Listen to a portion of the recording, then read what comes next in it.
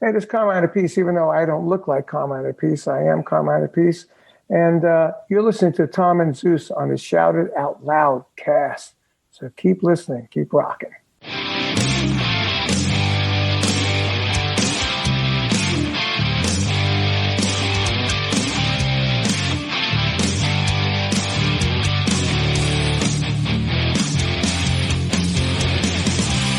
Shout it out loud, yeah. Shout it out loud, yeah. Shout it out loud, yeah.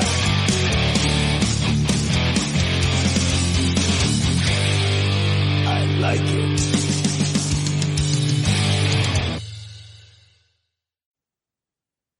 The year is 1976. The album Night Moves by Bob Seger and the Silver Bullet Band. Welcome to episode 67 of the Album Review Crew, where we are going to be discussing this pivotal album and an anchor in the history of classic rock music. We're going to be joined soon by our friend and DJ, the great Mike Shue.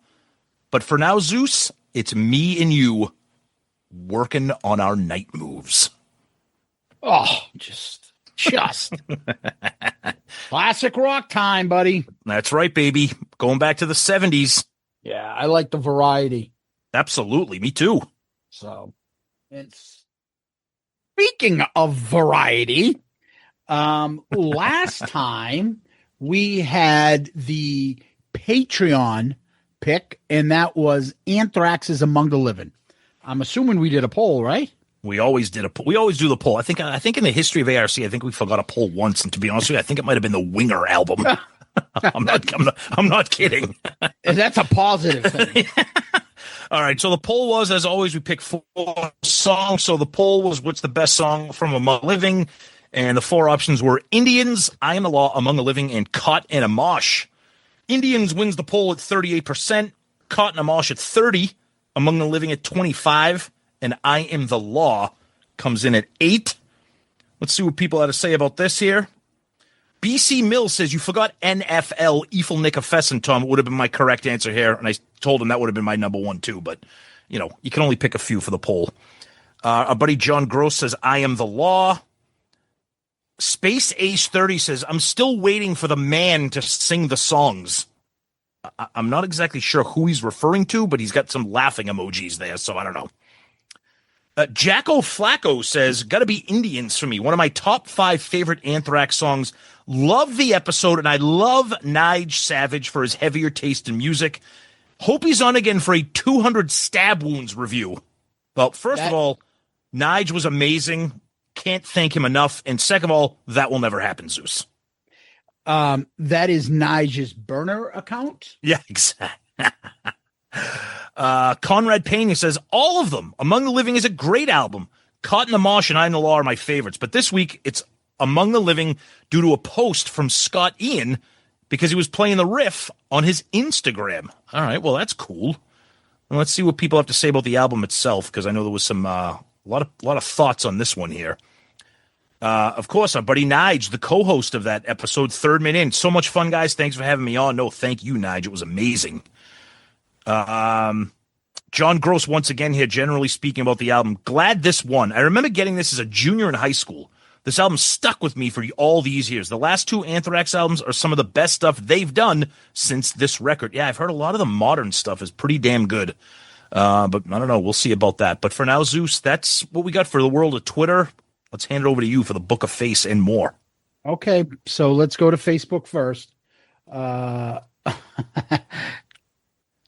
of Famer Anthony Barone. Uh-oh. Yeah, metal on ARC. Yeah. Kevon Japson adds, uh-oh, this is an absolute banger of a record. My intro to Anthrax. You guys were extremely hard on, yes, I said that, Joey's vocals. His vocals are a high point for me on this record. What? He was different than all the rest of the thrash guys, and I love that. All great guys. Never met Joey, but met Charlie twice, both at Kiss shows. If you read this, Charlie, tell Scott Ian he is a piece of shit. Oh, great. That'll help. Met him 2 times, and once an asshole, always an asshole. Great. Okay. Yeah, he probably didn't want somebody rubbing up and down his leg. Yeah, I know you were humping his thigh. That's probably why he got all uptight. Yeah, exactly. Anthony, don't call me Mike Hunt. This was my introduction to Anthrax when I was 15. It was the perfect for the time. I obviously loved Kiss, AC/DC, Maiden, and was starting to get into heavier stuff like Metallica, and the Anthrax fit nicely between those worlds. The speed and ferocity of the guitars and drums together with melody and hooks, love it. I would say, yeah, for somebody non-thrash like me, I would think that Anthrax is an easier take into the thrash world than Metallica. Is that right, Tom? I honestly, I think that's primarily because of Joey's vocals. Even though I'm not a fan of them, they're melodic, clean vocals, unlike a lot of the other thrash guys. Yeah. Yeah. Could be. Chris Hall says, home run boys. Let's go over to Loudcasters, our group page. Gordon Duncan adds, I was so excited to see this ARC episode. I love Anthrax. They have a groove unlike the other big four, and Charlie is a beast. You guys make a great point about Joey's vocals. At times he hits it, and at times it's cringe. In 2004, Anthrax re-recorded many of these songs with John Bush on an album called The Greater of Two Evils. I have to admit, I like several of those versions better. Bush's vocals are just the punch the songs needed. Sadly, before the Belladonna reunion, the album was pulled from Spotify, but you can find it on YouTube and the resale market. Again, thanks to this review. I love it when you guys cover heavy music. Nice. What's funny is both, I think, Gordon and Tony are like, serious professionals. You'd be surprised. This week I'm going to see Pantera. Hopefully I get to run to Charlie. You'll see a lot of serious people there. You'll also see a lot of people that aren't serious, but yeah. Yeah, no. Charlie, I think invited and said, hey, let me know so we can see you backstage. Absolutely. So, hopefully that works. It pays off to have friends that are successful in the business. Very true. Yep. Mike Murphy put a image of that scary guy from Poltergeist. Oh, yeah. That fucking guy. Fuck that guy. Looks like the cover of Among the Living, but he is just. Whew. All right. Joe Decker. No offense to any thrash metal fans, but I don't know how anyone listens to this shit. To each their own, but I need a melody, a hook, something pleasing to the ear. Like Zeus mentioned, give me melodic George Lynn solo over a bunch of random notes that don't go anywhere. In fairness, there's not so much to play a lead over in these songs, so just pick the strings like crazy and hope for the best. Great episode because it's you guys, but the album is trash. Okay, Joe, fair enough. Love you, brother, but why not both? I absolutely love George Lynch and Warren DeMartini and those guys, but I also love thrash. I get that you don't like it, but it's definitely not a one or the other, especially for somebody like me. No, I'm more inclined to be like Joe. I get it. way. But I don't know. Like I'll be honest with you. After doing the episode, I find myself being sometimes like, wow, like about the episode, right? About the album too. Yep. Some things wear on you, and you start listening to them. I mean, I'm like, oh, I can go back to it. Yeah, and it grows on you. So who knows? that's why my rankings are all fucked up for these albums. Exactly. We got to fix this. I'm tired of saying we got to do it. We just got to do it. I totally agree. Daniel Hall of Houston. This record is probably my gateway to New York hardcore. It's not hardcore, but the influence are pretty apparent. It made me curious to check out the sources like Agnostic Front, Youth of Today, Straight Ahead, and Antidote. What the fuck is he talking about? I've heard of Agnostic Front. I don't know those other bands though. But Joey's voice is still confusing after 30 plus years. It seems like he's in the wrong band. He does. I Am the Law and The Caught in the Marsh are great songs. Pure 1987. Good job, boys. P.S. Nige knows his stuff. Yes, he does. Yep. Well, love it. Yeah, and God bless you guys. And Nige is also an editor. He's got his own band. We're not putting fucking just, hey, I like you guys. Can I be on your show? Yeah, no. Yeah, you got to have something to be like kind of put on here. We're not just electing listeners. Sorry, guys. We're just not. And we checked off two different things with Nige because we love him. He's a Hall of Famer, and like Zeus said, he's in a band. He's a music nerd like us, so he had He's a lot. An editor to offer. of music books and stuff. Right. He knows. He was a perfect. He was a perfect guest for that album. Yeah. Go ask the Yankees if you can play left field because you like baseball. See if they'll let you on now. Now someone, now you're the Yankees. No, you get the fucking point. Yes, yes, we are because we're the number one and people hate us. Yeah. No, it's the fucking little minions out there that share the same 100 fucking listeners. Oh God.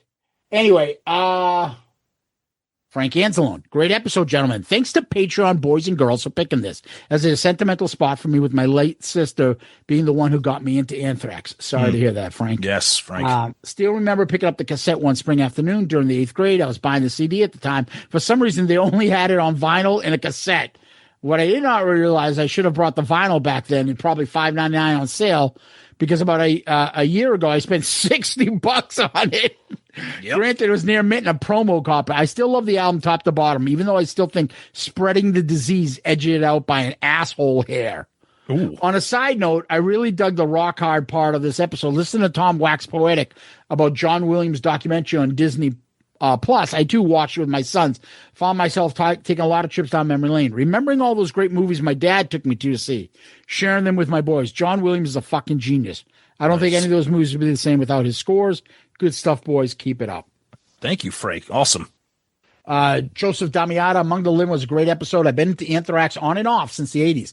Never a fan of the original singer, but the albums with Belladonna like State of Euphoria and I'm the Man were awesome. Attack of the Killer Bees too. The John Bush era is when Anthrax really hit its stride for me.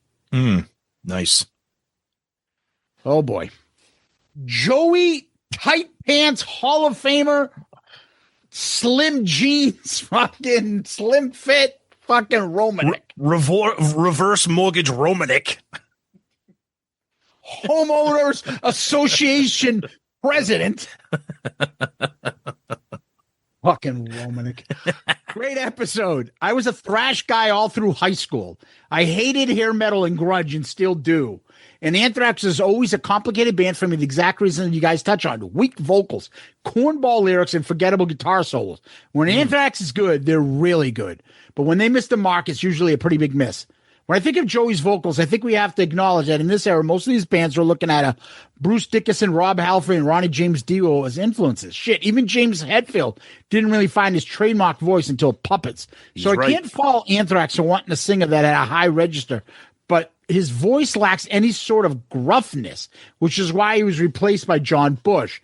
Scott wanted someone that could bring some weight to their songs. Scott Ian and his nephew Uncle combo of Frank Bello and Charlie Benante are the clear MVPs of this Anthrax and thrash legends. And the band has a discography of classic songs and albums deserving of their spot in the Big Four. Sure, although Testament's New Order and Death Angels Act 3 are better than most of the stuff that Anthrax put out in the 80s. On a side note, albums like this are what Patreon picks should be. Something that is from our era, but maybe something that Tom and Zeus are both familiar with, and not some way out there shit like 200 stab wounds.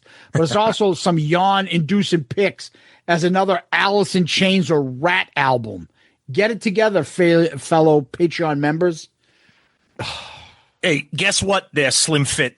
Alice in Chains and Rat are not done here on ARC, all right? So dude, brace yourself. Alice in Chains and Rat get shit on by this guy? Oh, sorry, hardcore heavy metal high schooler Joey Romanek. All the Anthrax kids used to make fun of him because he would wear tight pants with his Spreading the Disease t-shirt. Yeah. Football players, hockey guys, get out of the way. Here comes Joey Romanek down the hallways. He's got his tight parachute pants on and a fucking Testament shirt. Jesus. Thank God he knows we love him. Because if not, he'd be like, fuck you guys. The fuck? His slim fit jeans. All right, let's go over to YouTube. Frank F684. I'm not a big Anthrax fan at all, But this album has 2 Anthrax songs I like. I'm the Law. I'm a Judge Dredd diehard, so of course I like it. And Indians is just an earworm for me. And as someone who likes the first 4 Metallica, yeah, I'm one of those albums. I really like this album that it was dedicated to Cliff. All right, cool. Photo Guy 3D. I can confirm that Scott Ian has stated that AIR stands for Arabian Douche Intro. I also agree with Knives that Spreading the Disease is superior to Anthrax album. It's thrashy, but also has more melody, better song structure, more accessible songs. Zeus, check out the songs Medusa, Madhouse, and Armed and Dangerous. Okay. Madhouse is great. That's a good song. And then my favorite comment in a long time. Uh-oh. Oh, God. Listen to this guy. If this guy does not belong in a fucking footy pajama fucking group, I don't know what. Who is it? His name is DD Mad City. And apparently, Tom, we need to do like a wellness check on him. See if he's better. Oh, okay. He's having some difficulty. Yeah, he's having some difficulty coping. Okay. Zeus, you should have taken the goddamn day off. I love SIOLC. I've never heard us called that. Wow, I've never heard that. That's interesting. It's okay. Loudcast, 1 word. Right. It's not 2 words, but that's okay. So I don't know how much he loves us. But I have been moved to violence after every single ARC episode. The only thing that saved this episode was Tom and Nigel. Nigel, not Nige. Formal. Okay. Nigel. Okay. Acting like adults. Apparently, I was acting like a child. Jesus H. Christ. If you literally cannot stand a certain genre of music or an artist / album, the Wasp cult reviews come to mind. Pass on them. Instead of acting like a GD, because he can't say goddamn, child about it, to say you don't understand gang vocals is just lame. Can you please tell me where I said I don't understand? Dude, this is hilarious. So a movie reviewer, like a movie critic, can only review movies that they like. Yes. What it comes across as immature and uninterested. I'm immature because I don't like the song. Okay? As opposed to the maturity of this guy who said your comments brought him to violence. That's mature. And uninterested. Okay. Zeus, in capital letters now, literally said he's yelling at you. He didn't like this record from the get-go. Okay. So, in capital letters, he writes, "Don't do the episode!" Exclamation point 3 times. Okay. Talk about a speed bump in an otherwise decent ARC episode. F Zeus, in other words, fuck Zeus. Stick to Kiss. You guys are offensive when it comes to your narrow-minded opinions of other artists. Now, this guy just accused us of being immature. I thought it was just me. It wasn't you. Well, whatever. We're all a show. We're a show. The only thing I could do is just laugh at this poor fuck and tell him to maybe just do his own podcast. And I don't know, dude. Dude, I couldn't wait to read this one. Yeah, you might need to reassess your life. That Zeus's opinions of Among the Living drove you to violence and told you to tell him to fuck off. I mean, dude, wake up. Oh, sorry, he doesn't like Eiffel Nicafessin. I just don't understand this. What do you... So this is half of my podcast. I'll say my podcast because it's mine and Tom's, but you could say mine. I wouldn't be offended. Yeah, whatever. Right? Mine, yours. Yes, my yes. podcast. Yes. And the audience, which is Patreon, picked this. I'm not supposed to do it when they picked it. Right, but let's just say what if I picked it? Same thing. I picked Why albums. Why don't you guys wait till you hear this episode? I didn't know anything about the fucking album Tom picked. Right. There've been other albums that people have picked that I'm like, oh, what the fuck is this? And it turned out I liked it. Again, I've said it many times on that episode, and I'll say it again. I don't think Among the Living's that bad. It's not my type of music. It's not your type of music. Why is that so hard to understand? I can't fucking listen to it and review it and find something I like on it. He's making it sound like Among the Living is the most universally beloved. Dude, it's a fucking thrash album from the 80s. No offense. As much as I like it, it's kind of a niche album. Okay, get a grip.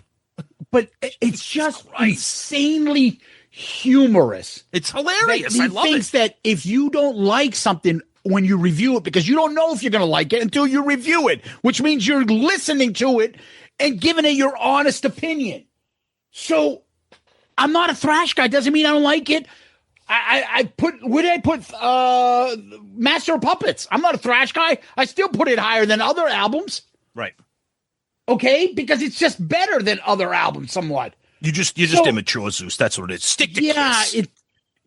Stick to Kiss. You guys, this is what I don't understand. He was saying that you and Nigel were okay, but because we like the album. That's the only reason we were okay, because we like it. But then he says you guys are offensive when it comes to your narrow-minded opinions of other artists. That's hilarious. There's no way that guy has listened to 67 episodes of ARC. Yeah. So what I always come to think is, Tom, if this guy really listened to us, this is something of somebody that, I'm an Anthrax fan. Who's this podcast? Never heard of them. Talking about Anthrax. Yep. That's my favorite I'll listen band. to him. Right. And then fuck this guy. This guy's a dickhead. He doesn't like him. Right? That's what I would guess. Yeah. But don't tell me you listen to the show and then think we're narrow-minded. Yeah, exactly. After all the music variety that we put on the show that we like, including this episode right here with Bob Seger. I mean, give me a break. Everything from Bon Jovi hair metal, Elvis 50 Alice fucking Chains, music, Eagles Prince. classic rock. We put everything on here. Hair metal, Doggy hard style, rock, Aussie, fucking hip hop. But no, we're narrow-minded fucks. I love this shit. I do too. I love it. Certain people have no idea how they appear to others. No self-reflection. No idea, no concept. He thinks he's showing us up by posting this. He has no idea how he comes across. Dude, calling you immature and telling you to fuck off in the same sentence, and that this drove you to violence. I don't like the album he likes. Hilarious. We don't do comment of the month with ARC. Maybe in the future we'll revisit this guy would win it. He could get it, but he could get it. What the fuck? But then again, he does remember that I didn't like Wasp. I didn't have a problem with the Cult album. There's a lot of repetitive. Dude, no offense. Very few people like that Wasp album. I mean, I liked it, but again, he's picking these niche albums. Among the living music, Wasp. Congratulations. Right. Dude, what? And because I'm always so positive about Kiss all the time, too, Tom. Yeah, exactly. Great. That's a great point. Yes. Anyways, DD Mad City, honestly, like we say to a lot of the people, thanks for listening, brother. 100%. Thanks for making us the #1 Kiss podcast. And shit like this that we find humorous, that hate listen, that gives us our numbers. I appreciate it, buddy. Sorry that, you need to see your therapist after listening to us say that we don't like an album you like. Love it. Yeah. Tom, I'm going to pass it back to you, brother. All right. Let's take a look at Spotify comments here. We got some good ones. Uncle Paulie says, so what I got out of this episode is that Michael Myers needs John Williams to scare you, although John Williams didn't do the score for Halloween. But his point is, however, Geddy Lee can terrify you just with his face. Zeus, do you agree with that? Geddy Lee, the witch. Yanni Aslak, our friend from Finland. Great episode. Been an Anthrax fan since I heard Antisocial for the first time when I was 10. Among the Living could have been their puppets if it wasn't for those last 3 songs. The first 6 just rip, but the album runs out of ideas till the end. As a 6-song mini LP, this could have been a flawless masterpiece, even with Joey at times singing like he's in a wrong key. P.S. Because back in the day I got it from a friend on a copied cassette, I didn't know Eddie Kramer produced it until decades later. Linkman73, great review, love this album. The vocals were just Anthrax after spreading the disease, but I agree on reflection there was a Joey factor. Having said that, when Joey left, most people were not happy. Horror of It All section, yeah, thanks, but don't play this at his funeral. Let's make the happiest sounding song about Cliff Burton passing. Yeah, I remember we were talking about that. Brutal. Gino11 says, I don't remember where I heard it, but I think ADI stands for Another Damn Instrumental. I don't know if that's true, but that's okay. Clevenger 9711. The chorus on ADI reminds me of a Misfit song.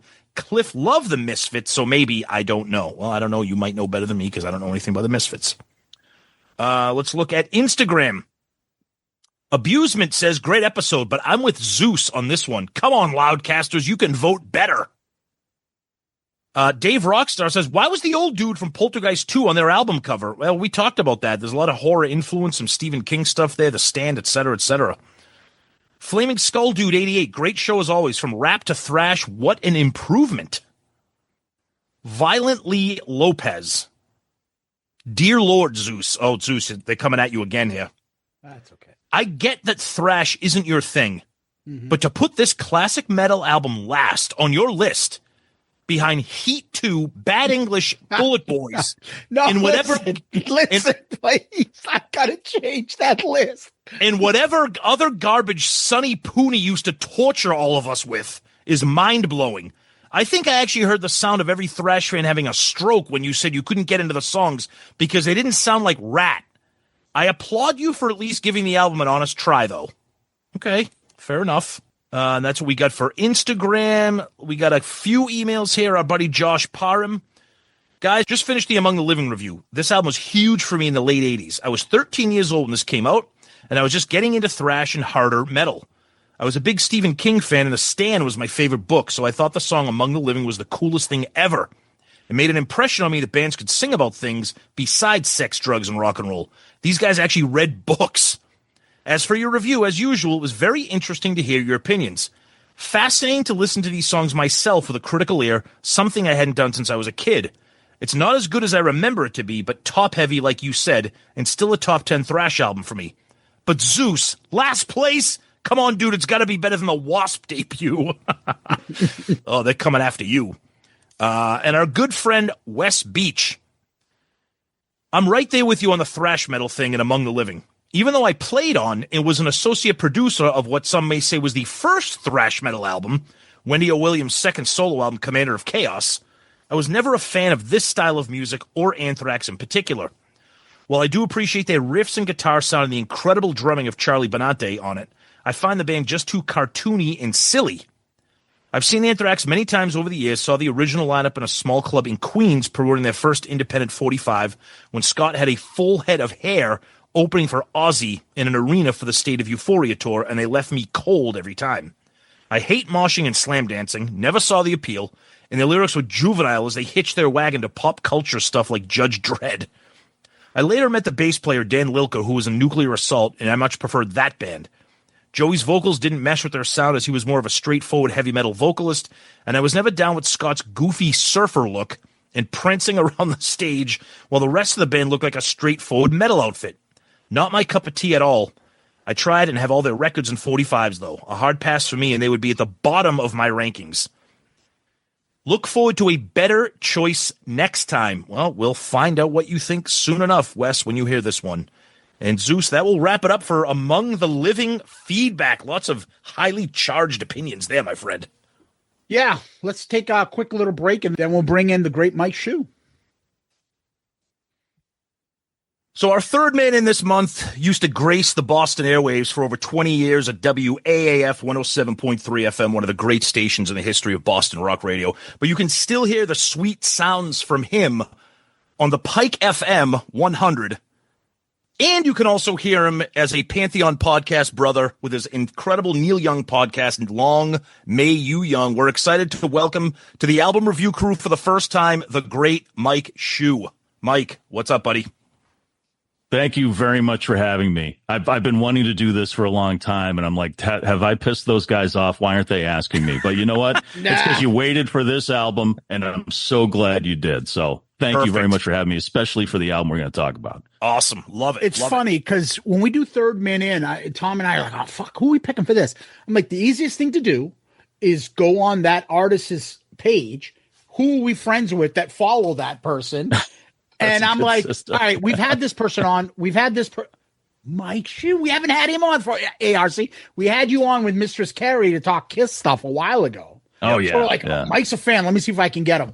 And if I can't, text and find you, I guess I'll just show up at Polar Park and find you there walking around at the Worcester Woo Sox? Yeah, over by where you get the Nacho Man. I'm usually over there getting my helmet nachos, Right. So yeah, you can find me there. You can find me at the Worcester Public Market. I was actually just there before coming to join you guys. I was down there getting a lobster roll. So yeah, I'm a food freak. King of Worcester. So when I follow you on your social media, know. if I want to know where to get a burger in Worcester, go to Mike Shoe's social media. You'll be able to find out where to eat or play frisbee golf. So, Mike, just so you know, I'm an attorney. I do bankruptcy work. Most of my clients are in Worcester. I used to have to go to Worcester constantly, but once COVID happened, they made all our hearings remote. So that's the only bad thing. So, I mean, part of the good thing is I don't have to smell weed all day when I go into the city of Worcester because that's all it smells like. I'm sorry. That's me too. Yeah, Sorry. I was just going to say that. But I can't get in there. But when I used to, I'd follow what you like to eat, and I'd try to stop at those places. I'm like, damn, that fucking burger looks great. Oh, yeah. Or where to There's get so my much pizza. So much good stuff here in Worcester. So many good restaurants. We have a great art scene, music, and a lot. They're really stepping up, like putting on outdoor festivals and markets and things like that. So I've lived here for 26 years. Yep. And I'm really proud of the progress the city has made. Absolutely. Nice. When it comes to just kind of being more inviting. Worcester has a bad reputation. Cleaning it up around it. But yeah, the development, it's gotten so much better. So I used to be near the courthouse, constantly going in there and trustee meetings and things like that. It's just cleaned up so well. There's good, pizza places to stop when you have in between hearings and things like that. But I would follow your shit because I knew if I wanted to get something decent to eat, where to go to. You had everything. You're like, I call you the king of Worcester. How's that? Well, I got to tell you, I'm glad my sickness can help someone find a good place to eat, because my whole life I've had this. I've looked at food and been like, that's art. It's very sensual. It's a beautiful thing, and I need to capture it in photographs, and drives my family crazy because they can't eat anything at a restaurant until I take pictures. There you go. And I love it. So you have I'm glad a talent for it. You have a talent for it that's inviting to the audience that follows you and be like, you know what? I want to go there. Not one of these stupid ones that people take pictures of their fries. This is good shit. So I think we follow them on social media. We might be onto something. Maybe the three of us just start a foodie podcast coming up soon. I live in Nashua. Mike, I've been in Nashua for 19 years. Nashua is really not that different from Worcester. Huge city, lots of culture, entertainment, restaurants, breweries, et cetera, same kind of stuff. Community organization. They have, downtown is hopping, crazy stuff. They just built a new like a fine arts center where they have like live music, concerts, comedians. So it's cool to see, and like any other big city, there's areas where, you don't want to go to, but that's okay. We don't have to go to those every areas. City and some towns have that problem. There's good sides, there's bad sides. Yeah. But it's cool. If they're making an effort, wherever it is. Yeah, exactly. To just make it a better place. That's all you gotta hope for. I live in the town of Southborough. Yeah. So if you look it up, in the Wikipedia, it's just a picture of an emoji of somebody yawning. That's Southborough. Well, that's what people are looking for, right? As middle, Western Metro West suburb town, right? Yeah. Like where they wouldn't even let a McDonald's come in. Like the furthest they went radical, they're like, all right, we'll let a Wendy's right on the line. That's about as radical as they'll get. It's pretty boring out here. I think the biggest thing for us is we had the guy that played Charlie Chan. He fucking grew up here and he's in the cemetery here. Oh, the actor from the 1940s or whatever it is. Wow, I did not know that. That's pretty cool, actually. A neighbor once told me that when he bragged about like great things about Southborough. That's a pretty cool one, Charlie though. Chan, he died and is buried here. That's pretty cool. Oh my God, that's awesome. Well. Does any of this have to do with Bob Seger? Because I don't know if it does. Is that what we're doing today? Yeah. I'm sure Bob Seger's written about a good meal or Charlie Chan at some point. And fair enough. It's true. Those songs haven't been released yet. Absolutely. Absolutely. All right. So we're doing Tom's pick this month, Bob Seger, Silver Bullet Band, Night Moves. So we'll start with Tom. Yep. How did you get into this album? Where did you discover it? And tell us the story. Yeah, so like we're all about the same age. We grew up in the era of record stores, classic rock radio, constantly hearing kind of the same artists on rotation. Bob Seger's just one of those bands. If you grew up, like I just said, listen to the radio, or you couldn't avoid him. The guy was just hit maker after hit maker. But like a lot of these guys in the 70s, they had a ton of records. And a lot of the records, I always look at like the art, like Skinner, Allman Brothers, Billy Joel, Elton John, those just tons of records, and you only heard the hits. But the records were loaded with songs that you never heard unless you bought the records, which is again cool growing up in the era of albums where it sound like an old man here. Nobody does that anymore. So I mean, everybody knows the hits, but Night Moves was always an album. I had the cassette, the CD. I now have the remastered vinyl. Seger has always been one of those guys I've just always loved because he always kind of, with all the hits that he had, he was always that kind of like the poor man's like Springsteen. Like everybody loved like Springsteen, that Americana storyteller type of artist, John Cougar, Mellencamp, whatever, kind of the same thing. I loved him. Never a really big fan of Springsteen. I don't know why. It has nothing to do with politics before anybody accuses me of that. Just was never a really big fan. But Seger to me just seemed like that working class hero, authentic. And then to top it off, just had a knack for writing incredible songs. Just incredible songs that if you're at a bar with your buddies, that's the kind of music that you want to listen to. You want to hang out with Bob Seger. I saw him in concert at the Garden in the late 90s. Obviously older, near the end of his career, still kicked ass, still roaring vocally, incredible. And when it came time to pick an album for my time, for July, Seger's a great summer album for his voice, his music, especially this album. I just think it's a nice summertime album. And plus I wanted to throw a little bit of a curveball. A lot of times you do hard rock, metal, grunge. So I wanted to do something from the 70s here. So yeah, I'm excited to talk about it. Mike, what's your backstory with Bob? I used to spend a couple of weeks with my grandparents in Western Pennsylvania in Indiana County, going from like first grade all the way up to junior high when I got too cool to hang out with my grandparents. And so I was surrounded, that's my mother's side of the family, and I was surrounded by cousins and aunts. Mm-hmm. And my cousins, specifically my cousin Brian and my other cousin Haas, they're the guys that turned me on to Kiss. And these are the artists I specifically remember them turning me on to. Kiss was one. They were huge Kiss fans. Peter Frampton was another one. Mm-hmm. And Donnie Iris, because Donnie Iris was from Pittsburgh. So he's a local hero in that area. Mm-hmm. So they played a ton of Donnie Iris on the radio there. Like we play a ton of Cars on the radio up here. Sure. But not so much in the rest of the country, Yep. And so between them and then my Aunt Gina, who was a wild child, she was in her teens and 20s in the 70s, and she was partying full on. She had a pretty good record collection. So through her, it was Grand Funk Railroad and Van Halen. And then she was pretty adventurous. So that's where I heard the first Police album. That's where I heard stuff by Supertramp. And she just had a really great collection of records that I was able to go through. And through them, that's how I discovered Bob Seger in general. And it was mostly from the Live Bullet album, which came out around the same time as Night Moves, a little bit beforehand. And that was always on, like you were saying, Tom, we were surrounded by it. Yeah. And then you mix that with what I heard here in Boston and New England rock radio. That was it. But it was really my cousins, my Aunt Gina, who really made me appreciate it, mostly through forced feeding. Sure. I was 10 years old. I'm in the back of a car, they're up front and they're in control of the tunes, and that was my first time hearing and appreciating Bob Seger. Nice. And then, Night Moves. I think I really didn't pay attention to that particular album, or I should say song, until the movie. Do you guys remember the Ralph Bakshi animated movie, American Pop?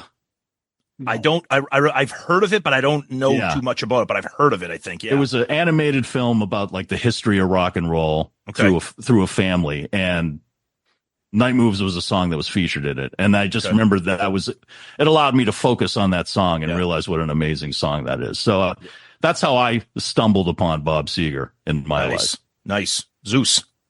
So Bob Seger, just like you guys said, I don't think AF really played Seger, did they? Oh yeah. Well, Early on. when I was a teenager. Early But on, not yeah. like when a lot of I it. figured when we're in 85 and above.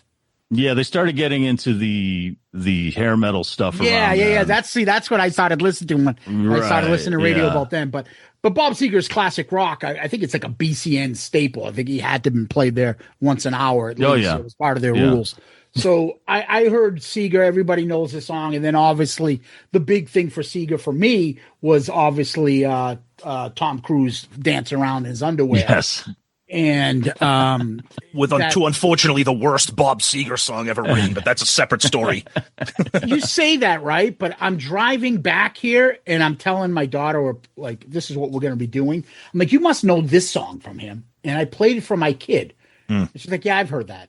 But Yeah. as I'm playing it for her, I'm like listening to it again, almost like, because I haven't heard it. Because if I heard it now, I'm like, turn it off. Or Yeah. I'm like, this is a fucking great song. If you don't know this, if Right. you just heard this for your first time, you're like, wow, this song is awesome.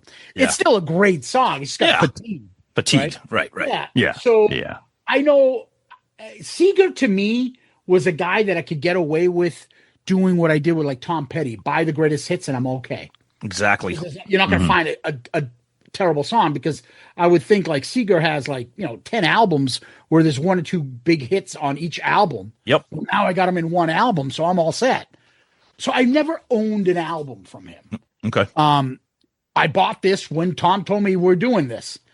So all these songs, with exception, obviously, Night Moves, I know, but Rock and Roll Never Forgets. I told Tom, like, he's like, oh, you know all these songs. I'm like, I do. I don't know any of these songs except when I played Rock and Roll Never Forgets, I knew that song. You know That's Mainstreet. You got to know Main. What? No, you I did didn't know. not. No, again. Wow. That's didn't like a know Fire classic Down rock Below? staple. So this is the first time I've heard all these songs. Wow. Okay. I will tell you what I think afterwards, obviously, but Okay. these are all new to me. I've never had this album, but Okay. I'm glad Tom picked this. Yeah. So next thing we do, album cover. All you talk about the neck beard. Let's go. I mean, really, this looks like an outtake from like the Sears Portrait Studio. I mean, like, I got to disagree. I got to say the Sears Portrait Studio Seger picture is the next album. that's Stranger you know in what? Town. You are 100% Yeah. right, Mike. Yeah. That's true because he's literally sitting forward posing for the portrait studio. And you can I think- tell he totally doesn't want to be there. No. And I think that's a whole other podcast because that album, that's what that album's about. Newfound stardom and stuff. And It's true. It's true. But I think even the Sears photographer, Tom, would told him, clean up your beard, make it more even, and can you put your head down? Why is your chin up? yeah, I don't get it. I mean, I like the It's a moon in the some background. I like, but weird pose. but this is what they did in the 70s. it's the 70s. You either Didn't had matter. iconic albums like Destroyer, or you just had a picture of Bob Seger coming out of a men's room. Like, It's like all, like that's- weird headshots that like don't make. That's a '70s thing. It's like a headshot. It just looks like a fucking Conway Twitty album. Like it's fucking Conway Twitty's big head and hairdo. Like, But what if we- the fuck but- is this? But if we really want to have a conversation, you have to look at the back cover. Is that the Oak Ridge Boys? Or whatever the because- fuck they're called? I'm not really sure. I mean, this kind of looks like an alternative gang from like the Warriors. Like you got the baseball team, you got the Silver Bullet Band. Like I don't know Dude. what is happening here. That's like Prince's older brother in the corner up here. Oh, it's not that bad, Zeus. Come on now. The And this Revolution guy- was much fluffier and curlier than those And then guys ever were. this guy looks like the guy that does that limp syncing, like fucking shit. Oh, where yeah, he's yeah, yeah. dancing and wiggling. What the fuck are these Guys, you know what wasn't around in 1976? Fashion? MTV. style? Oh, 100%, Mike. That's a MTV great- wasn't around. So the only time you saw these bands are from the album covers or Yep. when you went to see them. Nobody was showing them on TV. Maybe Don Kirshner. Would you show later this? on. Dude, Look it at was this fucking Siegfried and 1976. Roy in the corner. That 1976. That was the height of fashion for rock guys right Right. there. I love You it. know, it's 76, man. It's such a snapshot in time. I think it's fantastic. But I do want to say real quick. So the album cover, it says Bob Seger and the Silver Bullet Band, and we'll get into that because the other people that play on it. the poor guys are relegated to the back cover. Like you just have him on the front. I always thought that was kind of interesting. You know what? I don't think they minded. Oh, they probably don't, which is why they wore what they wore. They had a steady gig and they were all from Michigan. Yeah. So they had a steady gig with a guy who was like a superstar in Michigan. And they were like, okay, we got a good guy. This guy can write songs. He can play all the instruments. Yep. He knows what he wants. This is a pretty good gig. Yeah. So, they showed up on like a couple of album covers on the front. Yeah, but it's just his handsome face on most of those album covers. So, but they weren't even a band then. They only did like 4 of the songs on this album. Oh yeah, because they were his backing band. But yeah, remember. But I'm saying on the album themselves, this is the first time they got credit as the Silver Bullet Band. There's a record company involved here. Yeah, sure. Okay, first of all, someone made the decision to say Bob Seger is a sellable face in 1976. Yep. And following that. Because if you look at the albums, it's just like you were saying, they start becoming these Sears portraits on every album, right? Right. And then and somebody decided that, okay, well, the Silver Bullet Band's pretty good, but we want some songs to sound this way because maybe there were some hits at the time that had a similar sound. And that's why he did the whole went down to or hired the Muscle Shoals guy. The Muscle Shoals band, right. Yeah. And those poor guys get no credit except they do on the album, but the band itself is the Silver Bullet Band. I mean, Bob Seger, he went through a bunch of iterations. I mean, it used to be the Bob Seger System, and then it was Bob. I mean, the guy's been around since the 60s. Yeah. So I mean, and that's another reason why I'm a huge fan of him is the guy really worked his balls off to get to where he became until he became a household name. But yeah, the album cover, we don't do a lot of 70s albums on Album Review Crew. Maybe we'll start doing that. But these album covers are always a fun time for sure. Jesus, poor Bob. Shave that neck beard. Hey, man, it was the 70s. God, I mean, Andrew Luck must be a fan of Bob Seger with his neck beard. That poor guy. Not a good look. No. All right. So I'll give you a couple quick facts. Night Moves came out. It made it to number 8 on the Billboard Charts. It was his 9th album. First to credit the Silver Bullet Band. It was produced by Bob Seger, somebody Punch Andrews, the Muscle Shoals Rhythm Section, and Jack Robinson. I don't know what the hell. Richardson. I can't read my own writing. Yep. Those are some of the quick facts on this album. And I didn't realize he'd been around that long at this point. Yeah. Yeah. He had, he had been kicking around Michigan and the Midwest for a long time. And he had big hits in Michigan, it's like, Rambling Gambling Man, that might be a good 10 years maybe before this album. Yeah. Because that was Bob Seger's System. I think that was, I think originally. Yeah. So he, all those songs he has on these albums in the mid to late 70s about being on the road. I mean, because when this album came out, people thought he was like the classic overnight sensation. Yep. But he had been like out playing on the road since he was like 14 years old. Yeah, working his ass off. Yeah, and the album came out October 22nd, 1976. What a year for music, 76. Imagine. But the other big thing about Seger is, Mike, I'm a huge Eagles fan. Yep. So he is buddy with Glenn Frey.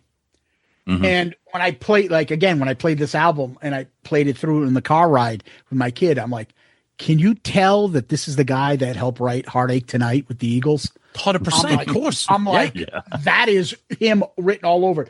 And again, we haven't gotten into yet the whole album or anything like that. But one quick overview about this is I can't put him in a section. Like, no, there is everything on this album. Rock, old school rock, blues, rhythm and blues, soul, country a little. Yeah. And it's just all over the map. And you can tell this fucking guy's got talent. Holy shit. It's funny, Zeus. I'm glad I knew that you were going to bring up the thing about the Eagles. So I'm glad you did. That's why I was a little bit surprised that you weren't more of a Seger fan. Not that Bob Seger is the Eagles. I know that they're different, but they're kind of they share a lot of DNA. So that's why I was a little bit surprised that you weren't more of a Seger like guy. I said, he reminds me of Tom Petty. We all grew up in the 80s and early 70s. Yeah. So you always heard a good Tom Petty song. Right. But I never bought really his albums. Yeah. Because they were kind of like rock, classic rock, but not hard or heavy metal or glam metal or hair metal, whatever, what we started getting into in the early 80s and stuff. So I always liked him and always liked his music. I don't know anybody that's ever said, Bob Seger, he sucks. Exactly. He's like Joe Walsh. Everybody loves Joe Walsh. You may hate the Eagles, but you love Joe Walsh. And same thing with Seger. I don't know anybody who's sitting like, oh, Bob Seger, I can't listen to that. What are you? Or Tom Petty, same thing. Like, it's just a likable music. So, but I never got into his albums, and I'm glad you got me into this. Yeah, you got to check out next. You got to check out the Against the Wind album, because Glenn Frey and Don Henley sing backup on a bunch of those songs. It's a great album. That I almost picked that album. Amazing. I don't want to give too much away. Yeah, but okay. That will be happening. So good. Anyway, it's a good album. Before we one last thing, Zeus. I was going to say, do you have any more other comments do you want to make? I just want to bring up something real quick that Mike mentioned with the live albums. Obviously, it's the 70s. Everybody was doing live albums. Live Bullet, great album. But for me, 9 Tonight is one of my all-time, regardless of genre, one of the all-time great live albums to me. I mean, first of all, some of it's recorded at the Boston Garden in the early 80s, which is awesome. But I think, before we started recording, we were having conversations about bands' recorded music compared to live music. And as much as I love Seger's recorded music, it's kind of like what happened when Kiss released Alive. When you hear 9 Tonight, it's like, goddamn, the power, the energy, the passion, the delivery of his band. You can feel, like, when you hear a song like Rock and Roll Never Forgets or Night Moves, they're great on this album. When you hear them live, it's like, God damn, this band just rips. Like, and I think a lot of those 70s live albums just really elevated, and it really helped Bob Seger, because those two albums were just huge. Wait a minute, is there a studio version of Turn the Page? Yeah, I think it's on Beautiful. I don't know. Is it on Beautiful Loser? I think. Yeah, no one's ever heard it because they never play it. It's like Rock and Roll Night. Exactly. Has anybody heard the studio version? Yeah, it's a great point, Zeus. Yeah. Right. Yeah. That's all I know of his songs. Like, half the songs are all the live versions. All the live versions. Yeah. Yep. Well, and if I could just say say something real quick, you keep mentioning. Take your time, Mike. You keep mentioning Tom Petty, and I put you're right to group Bob Seger in with Tom Petty, because they're American treasures, in my opinion. Yep. So to me, I put Bob Seger up there, not just with Tom Petty, but with Bruce Springsteen, with Bob Dylan, with John Mellencamp, who I don't think gets enough credit. These guys are great American songwriters. Yes. And the thing about Seger, and it really kind of baffles me why he wasn't as popular as Bruce Springsteen, is that and this isn't a criticism, just an observation, because Bruce Springsteen does what he does and Seger does what he does. So what would take Bruce Springsteen 3 paragraphs to say, Seger could do it in 1 line. Great. That's such a great point. Tom Petty's similar too, and same thing with Dylan. Dylan's lyrics were just like a menagerie. They were just, you could find something different in them any time, but what would take him 6 minutes, it would take Bob Seger 10 seconds to convey that idea. And that's like a real talent to do it. It seems like it's simple, but it's not. Who's got it too? His buddy Fry. Glenn Frey, Fry. Right. Yeah, the Eagles, write the Lion Eyes, things like that. You know exactly what he's talking about. The old woman, you can feel the woman, the old guy with the woman at the bar. Right. Yeah, you can't hide those lion eyes. Like, he knew how to get to the point. The imagery that he portrays. And it's not overcomplicated shit.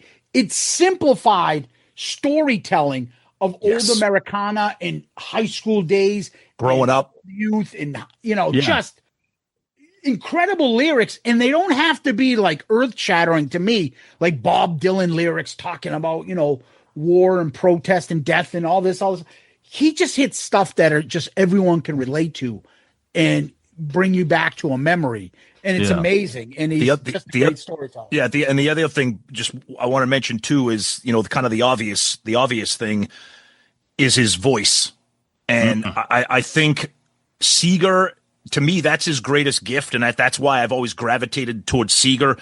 I know people talk about Springsteen's voice and that gravelly, passionate kind of that he has. And that's great. But Seger has the kind of voice where whether he's singing Night Moves or whether he's singing Come to Papa or Fire Down Below, there's just something, there's so much authenticity that I feel it's almost like he's a guy that just grabbed a microphone at a bar and is like, hey, my name's Bob Seger. I'm going to sing this song for you. And you're like, God damn it, where is this guy? Like, where did this guy come from?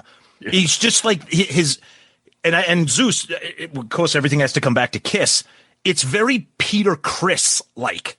There's a lot that's that rasp. I had a line set up for this show. I know you. I was going to say, like, this is the album that Peter Criss should have released in 1978. Yes. But with good lyrics and good songs. Ooh. Right? This is what Peter could have done if someone gave him good lyrics and good songs. 100%. This would work. Could you imagine if Peter released this as his album? Yes. He would have been out. Paul, see ya. I'm out tomorrow. Yes. I can totally hear Hard Luck Woman on that album. Yeah. But, like, I can hear him sing every one of these songs. Yeah. But instead, he just sticks to the formulaic ballads on his, which Tom and I know, we love we love the album.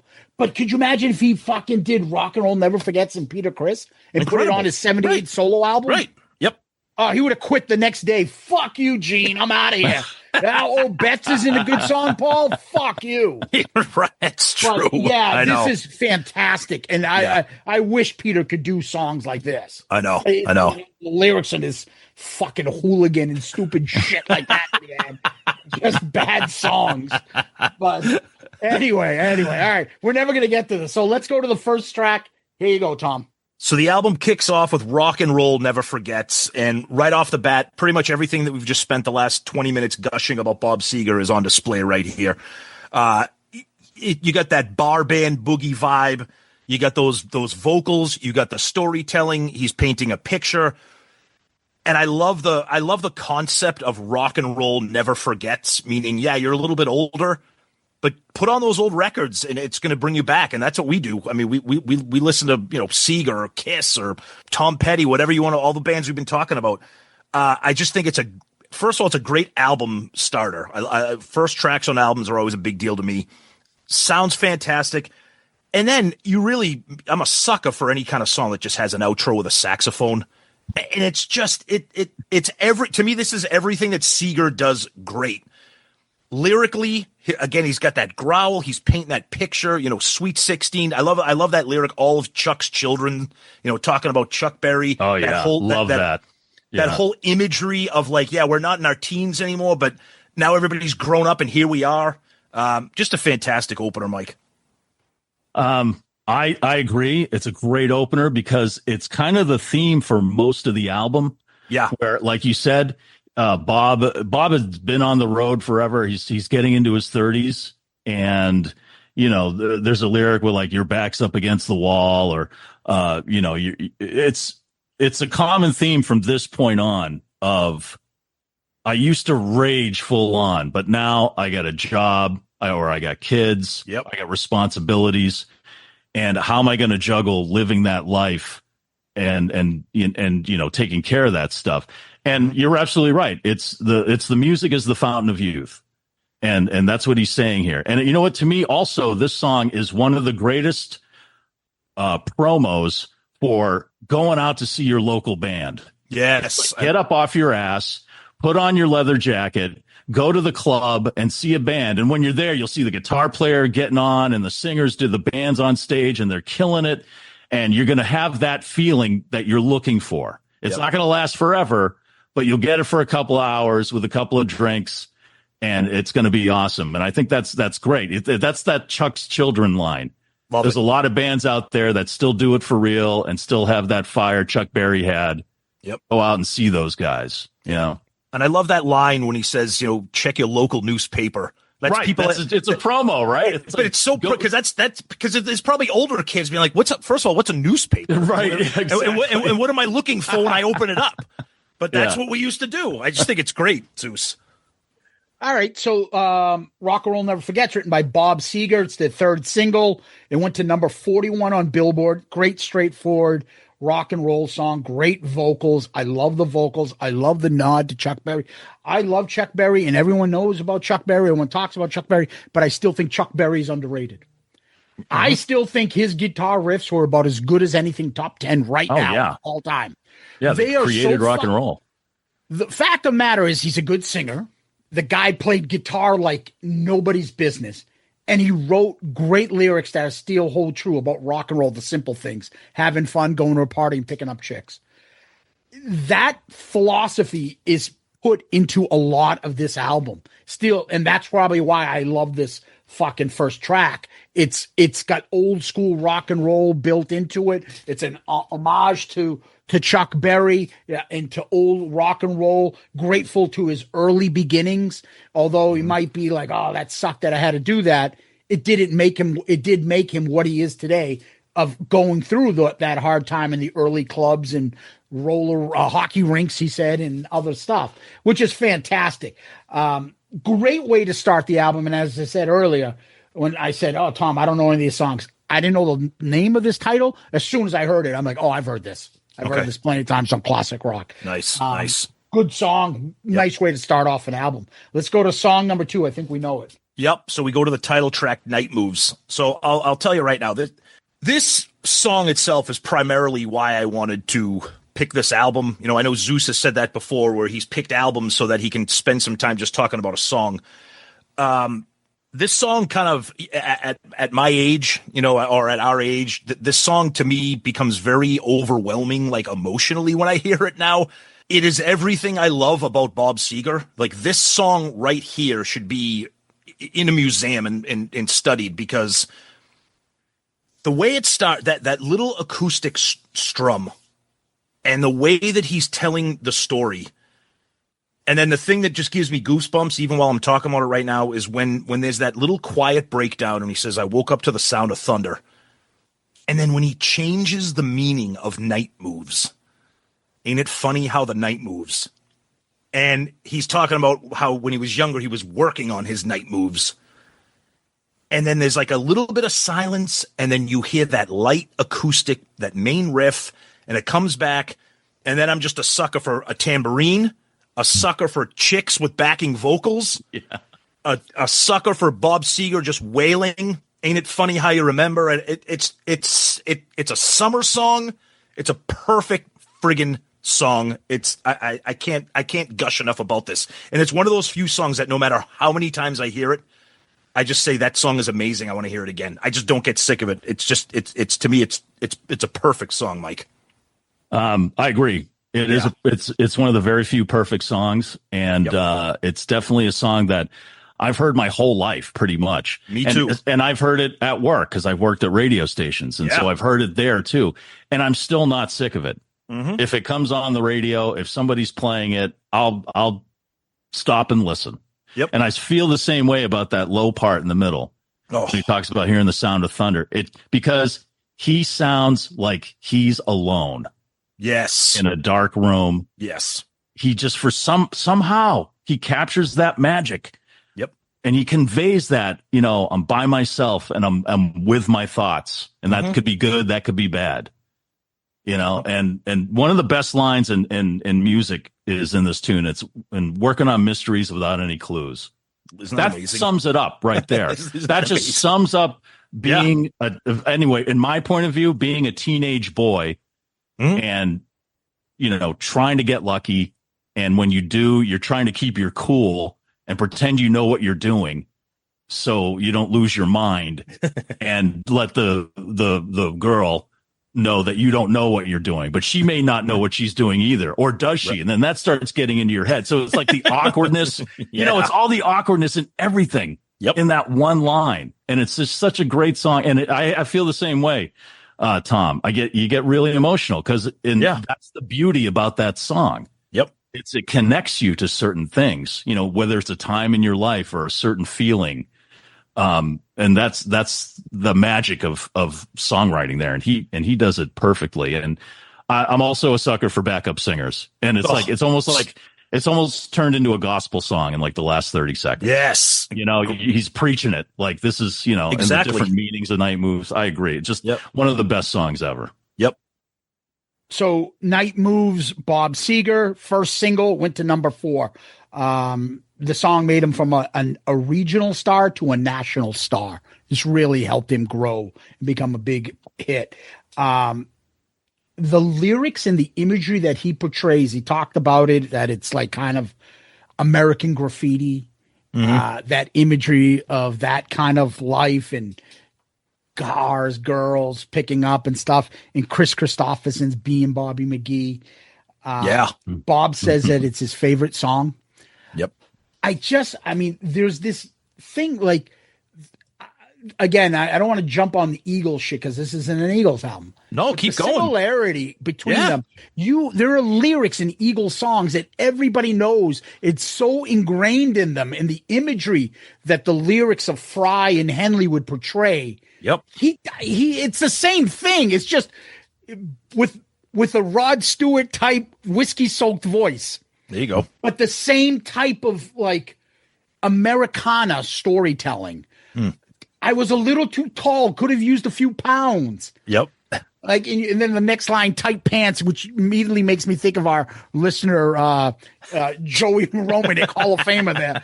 Tight pants, Joey Romanek. But like, you know what I mean? Like, if someone said to you, write a lyric or write a song, you wouldn't know how to stop. But then he makes that look sound so easy. I was a little too tall, could have used a few pounds. Yeah. Like that image pops in your head immediately, and you know what he's talking about. And it seems so simple, yet I would say to everybody, okay, then you do that. Exactly. You can't. Because not only are the lyrics seem simple, but the presentation, and as you guys have mentioned before, Bob's voice.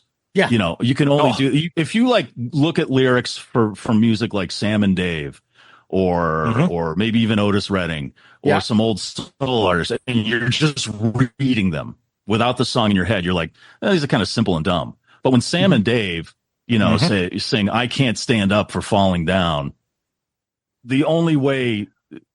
the only way to hear it. That's right. And it's like they're conveying that emotion with it. And Seger mastered that. You know, a lot of his music's based in soul. And I'm sure, there's stories he was thinking of when he said, brought me back to a song from 1962 that was "Be My Baby" by the Shirelles. Yes. There's a lot of stuff going that's around right about that. Yeah. I don't know if that's true or not, but that's like same thing. You read those lyrics and they're just like simple, dumb lyrics. But when the Shirelles sing them, it takes on a whole new meaning. That's magic to me. Yep. I tried writing songs. I tried being a musician. I mean, it'll never cease to amaze me how they can capture that little bit of magic with just a few words. Yep. And the emotion in their voice. But you can do it three ways. You can be a songwriter, you can be the singer, or you can be the singer-songwriter to do these lyrics. Because I know musicians, like, I don't think Bob's, what's his name, Otis Redding, wrote "Sitting on the Dock of the Bay." Oh, he did. Oh, he wrote it himself. Well, that was the thing about Otis Redding. He wrote, I think, a lot of his own music as opposed to the Stax Records songwriting team. Every label had their team. Think of the emotion that goes at that last part where he's saying, "Sitting here on the dock of the bay, and this loneliness won't leave me alone." Like, that ain't like, that's a lyric, even though if you didn't write it, the way he sings it, you make that, you feel like it's just coming out of him. It's that authenticity. That's what it is. You can't change that. Tom always hears me talking about George Jones, the country singer, but that's what I mean. Like, that's why he's considered the greatest singer of all time, because he made every lyric sound like painful, and you would believe everything. And that's why the soul singers, you believe it. You hear David Ruffin sing a song, and you're like, holy fuck. He isn't too proud to beg. That motherfucker will beg to get his woman back. Like, you believe that shit. Now you read it on, "I ain't too proud to beg." What the fuck is that? Right? But then you hear him sing it. It's completely different. This song just fucking works. Yep. It is a classic rock staple for a reason. The way he sings it, the music. Rolling Stone had it as the best single of 1977. It was number 301 of the Rock and Roll Hall of Fame. Songs that shaped rock and roll. But I will give it a little one thing that doesn't make it perfect to me. That outro is a little too fucking long for me. You think so? Yeah, it just it goes on. I mean, I know there's a couple bridges there or whatever during the song, but the outro just goes on. Because when I think the song's over and I look and I'm like, there's still got 2 minutes left to fucking go. I'm like, I don't think he's singing anything anymore. Right. In the summertime, I think that, right? Yeah. He's and then vibing, funny how man. you remember. He's giving the vibe. Yeah. He's vibing. The one thing I will say, I don't know why, but ever since I was like young, I would put an Axl voice to it. I'm singing on the night moves. Oh God! I don't Please know. don't do that. Please don't ruin Bob Seger by doing that. That's a nightmare. I got that Axl fucking thing, and I don't know why please night don't do move that. sounds like that. Please don't do that. Now fucking people are going to be like, God damn it, you put that fucking earworm in my head. Don't do it. On the night moves. All right. God. One more song, brother. Let's go to the next one. The Fire Down Below. So we go from a nice contemplative song about youth to a nice song about Rosie and Nancy and hookers and people hanging out on the street, and whether the fire down below means they're horny or they have an STD, no one will really know. That's up to Bob to figure out and for us to figure out. But that all being said, this is exactly why I love Seger, because he can do this as well as Night Moves. A sleazy groove, like almost like some funk, some soul, some blues, but it's got rock in it. And I love the way he kind of enunciates these lyrics here. You know, here comes old Rosie. She's looking mighty fine. You know, here comes hot Nancy. Again, I keep talking about his vocals, but it's an instrument in itself with these albums. And, you know, this is to me as a Seger fan, this is a kind of a classic. I mean, it might be, you know, kind of maybe second tier Seger. Not for me though. I've always loved this song. I just think it's got such a great little sleaze to it. Yeah, the sleaze factor is huge. Yeah. In this. Yeah. Yep. And that's why I love it for this. I love this transition also, Tom, from, you know, that innocent teenage awkwardness, you know, going, oh my God, I touched her boob. Yeah. And to like, I'm going to pay, a hooker to do nasty things to me in a shitty motel room. Exactly. Somewhere. Yes. It was like just one extreme to the other. And it's yes. like, he came from being that skinny kid, could have used a few pounds, to like, I wonder if Rosie's working tonight because I could really use being tied up and have clown makeup on. You know what I mean? It's like, it just, and the fire down below, like, yeah, for a long time we heard it was about like having herpes or something like that. But I just think it's like people have that and they need to get rid of it. And this is the only way they can do that is go out and pay a prostitute to do it. But like I said, this is like about getting older and memories. And I'm just wondering where Bob was at this point. Like, was he living on this street and seeing this every night and he knew these people so well? Or was it he knew them so well because he was paying them? You know? Right. No, yeah, it's right. true. Like it's a great story, storytelling right there. And it's gritty and it's got that Stones kind of groove to it, which I really love. Yeah. I like that's good. That's a good. The Stones. Yes. Yeah. All right, so the fire below, Bob Seger.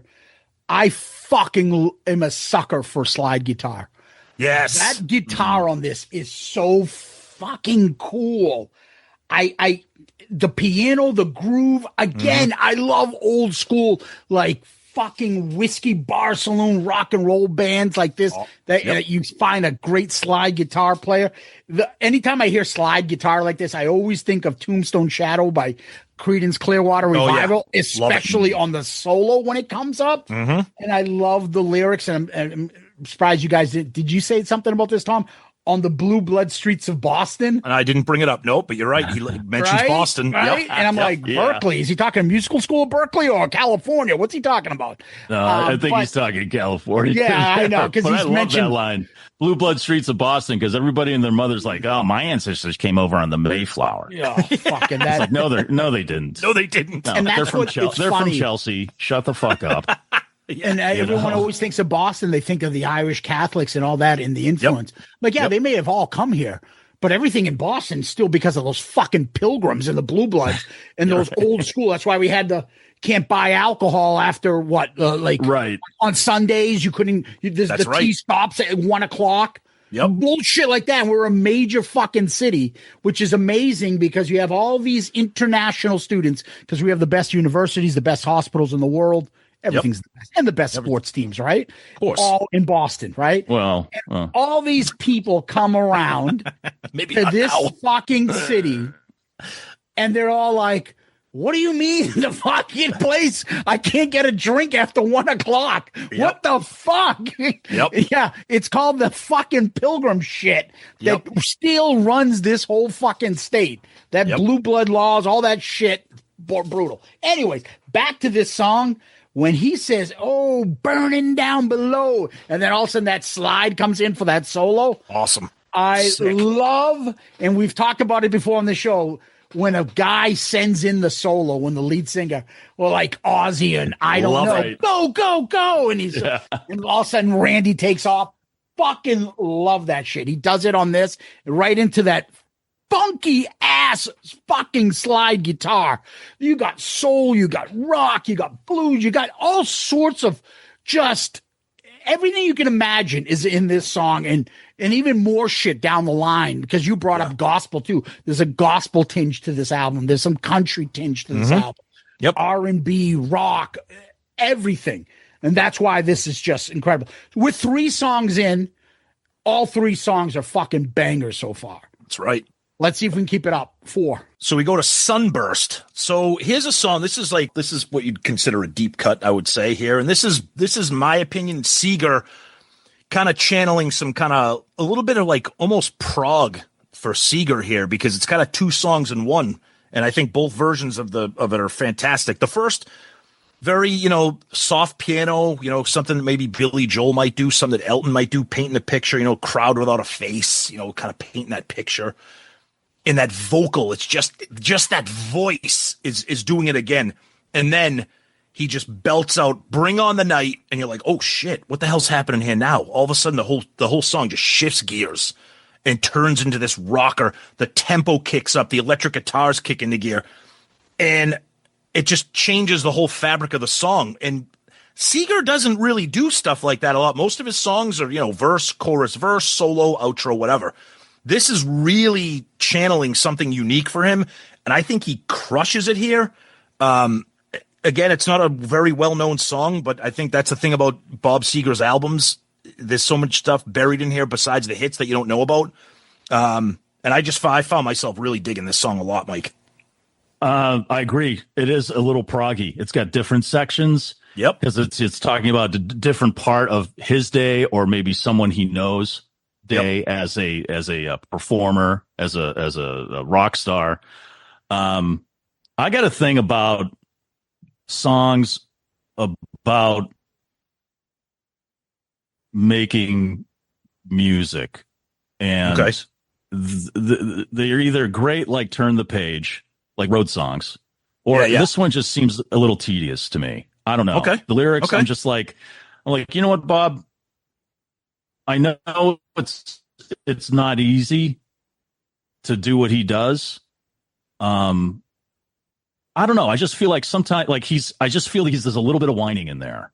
In this particular song. There's a little bit of sarcasm that, oh yeah, I'm a big star now, and this is what I have to do all day. And I've, sure, I get the girls and I got this, but I'm actually very lonely. And I don't know. It just kind of rubs me the wrong way. The lyrics do. Okay, I gotcha. I'm not crazy. It's the only song on this album I don't like, that I would skip. Fair enough. And I've heard it a lot. Yeah. I just feel like, hey, Bob, just, don't sing something like that, and then don't come back with something like, like on the album after this, he has Feel Like a Number, one of the greatest songs about, regular working guys. Yes. Exactly. Like I'm just the, number to some executive out there, and I'm just trying to make it, but don't, it just, I don't know. I don't like the lyrics, but I agree. Musically, it's super interesting, especially for Bob Seger, because it's very different from a ton of his stuff. Yeah. Okay. All right. So Sunburst, written by Bob Seger. I think I wrote this would be great on Peter's 78 solo album. Probably why Mike's choking on his water. probably why Mike's like, I'm not sure this is that good. Everything's going to come back to Peter's solo album. This is But great. isn't that right, though, that you would be like, you know what? I like his voice. The song is like, but he can perform it well, but it doesn't really, the lyrics, that's Peter's solo album. And like, this is the type of song that you could easily see slide in there. It also sounds like a little bit of like, when you said whiny, it reminds me of like All By Myself. Like kind of like, how dare you? Pitiful guy, like all by myself. There's another great song by Eddie Kendricks, who, again, I'm a big Temptations fan. He had a solo song that was called This Used to Be the Home of Johnny May. Came off his, I have it off, I think it's off his 71 album. Yep. Very similar, especially the piano parts, and it's just Eddie Kendricks, and his vocals are just off the charts. But that's what it reminds me of, the just kind of like, like sad kind of haunting kind of music. But the vocals are soulful, and he sings. Again, this is why I like Peter. He's my favorite member. Nothing really he sings can be bad if he puts his soul into it. Nothing Seger can do is really bad. It's true. Like, I won't skip this. Right. But it's not one of my favorites, but it's still, Bob Seger doing a song. It's similar to what I like classic Eagles songs. Anything they play, I will listen to it. But I'm not really in the mood to listen to Best of My Love. Like, that doesn't really do shit for me. Right. But I'm not what if Peter was singing Best of My Love? Would you like it then? I don't know. No, which is crazy because that's one of the few number one hits. But I'm just like, okay, it's the Eagles. It's okay. It's there. I'll take it. That's how I feel like this is a little. Okay. Right? But it's not bad. Nothing wrong with it. Okay. Let's go to the next one. All right. So we flip the record here to side 2. We open up with Sunspot Baby. This is Bob lamenting how his FICO score got ruined by his girlfriend. And totally fucked him with his American Express card and stuff. This to me is this is like the humor side of Bob. And again, we've kind of checked off a bunch of different boxes the way he's singing. Lyrically aside, I think this song is a riot. I think the groove of this is just bar band boogie shit. I love the guitar solo. Yeah. It's the kind of song where like the band's playing, you go, give me a couple bush lights and just let me turn around and watch this band. It's a fun song. It's definitely not one of his great songs, but it's lyrically the story that he's telling. I love how he's like, I looked in Miami, I looked in the grill, the closest I came was a month-old Bill. Like he's just like a sad sack. And I just think it's hilarious. I think it's a really good song. It's catchy as hell. I agree. It's humorous, and I like the laid back groove to it as opposed to say Fire Down Below or Come to Papa, which are these real tight, gritty grooves. This one has it's more laid back.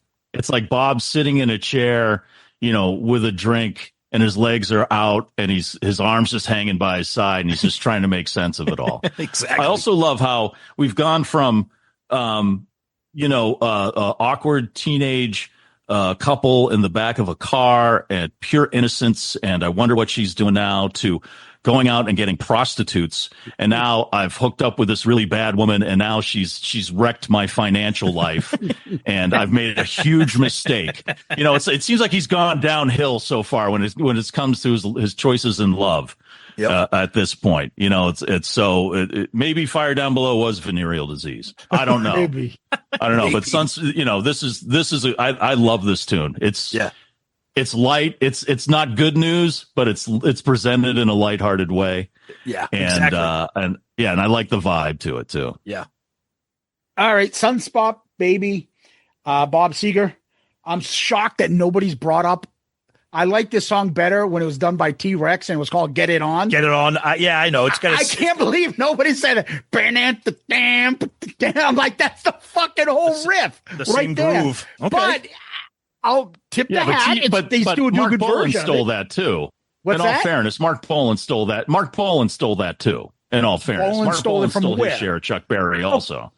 But I don't know Berry. That's a Chuck Berry type of riff, but I don't know a specific song it's not fucking the Beach Boys doing Surfing USA and ripping off Sweet 16, whatever they ripped off, right? No, but I not mean, directly, but it's been around. You know that that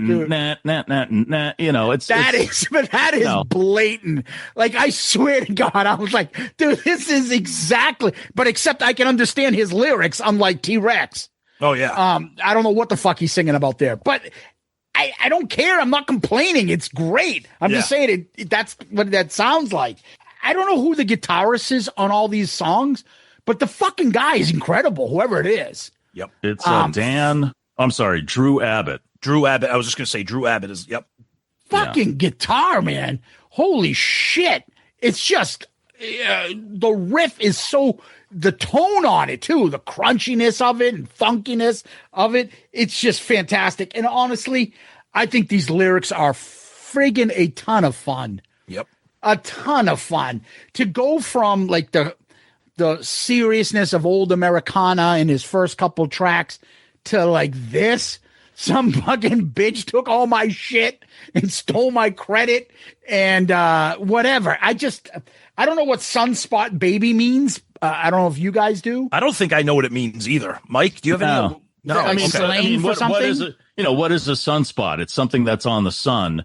That's like some super hot chick that fucked me over. Well, maybe it's like it's a dark place on the sun.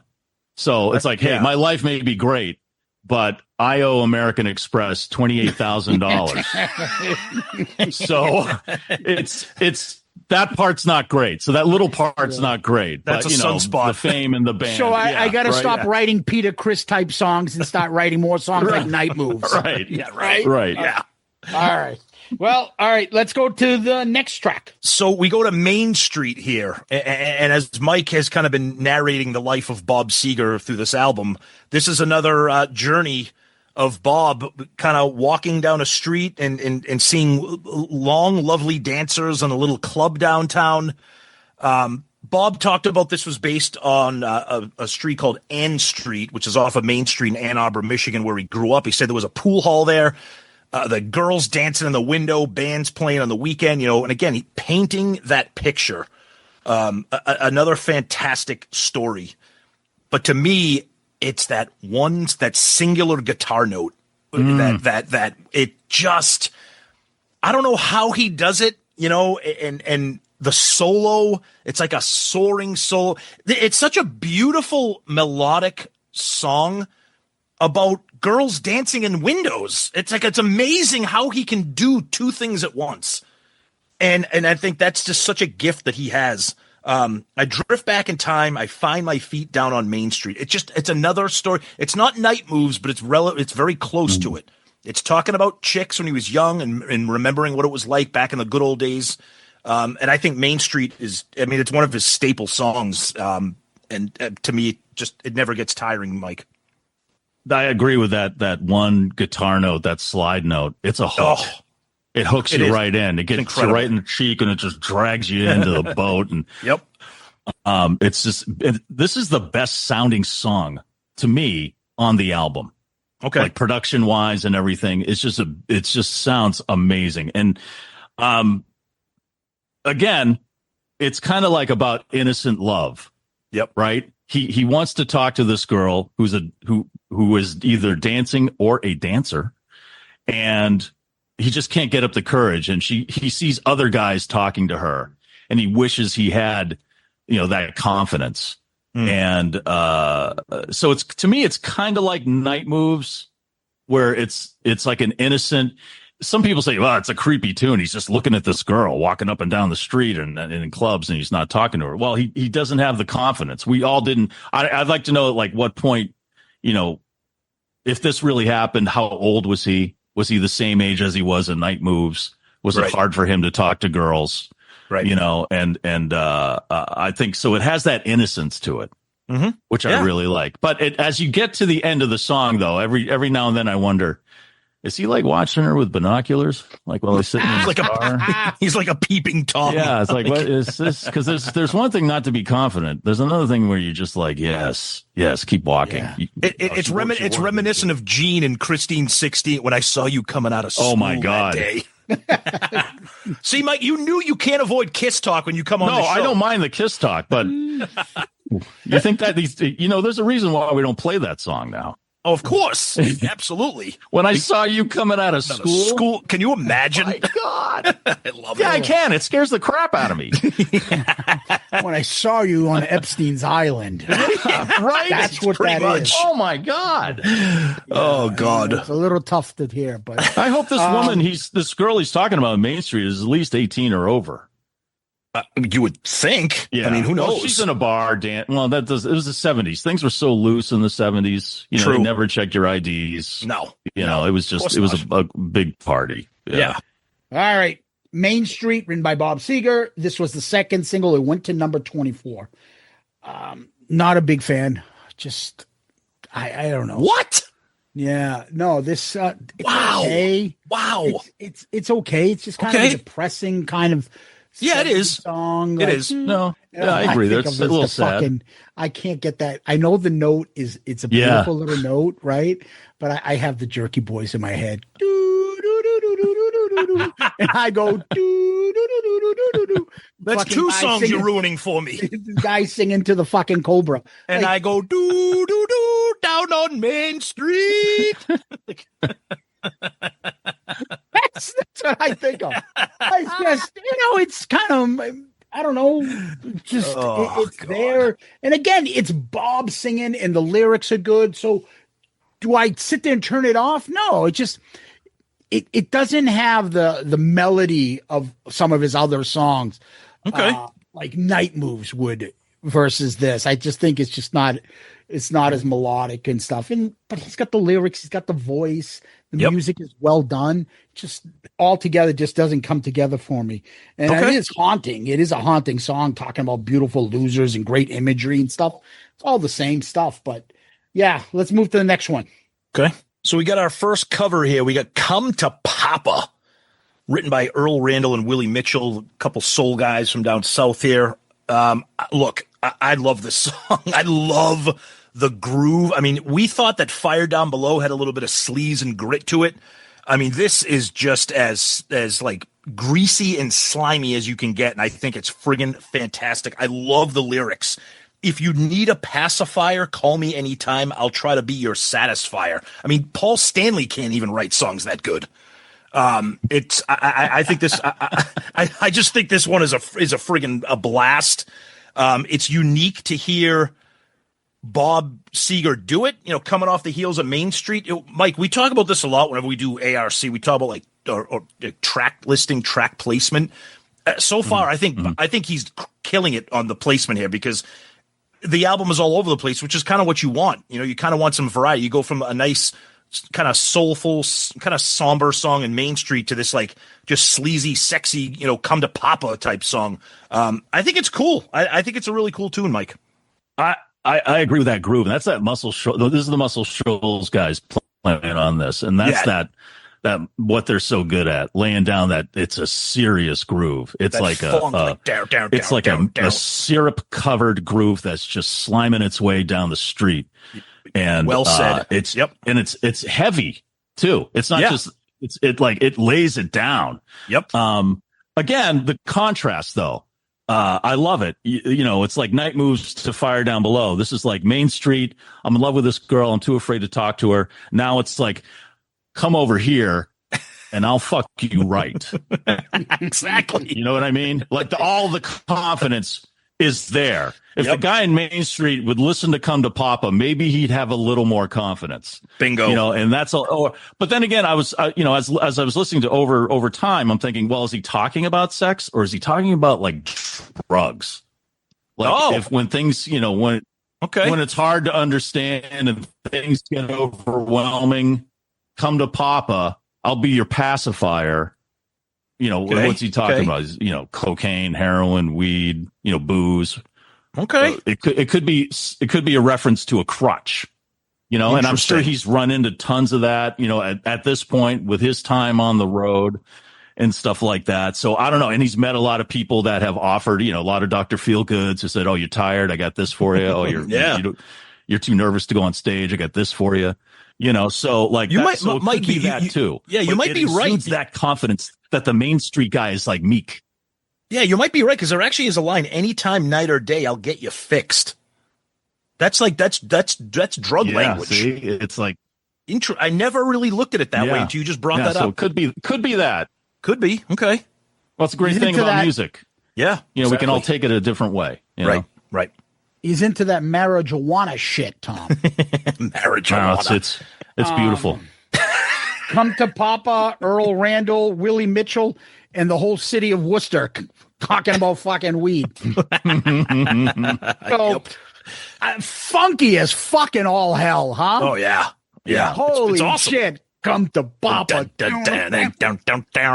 Yeah, it's just like I feel like I'm landing in fucking a George Clinton concert in the middle of it, right? Yeah. Also from Detroit. Oh, that's right. Yeah, Yeah, I mean, you really get a Detroit vibe with the Motown soul and other shit that he does.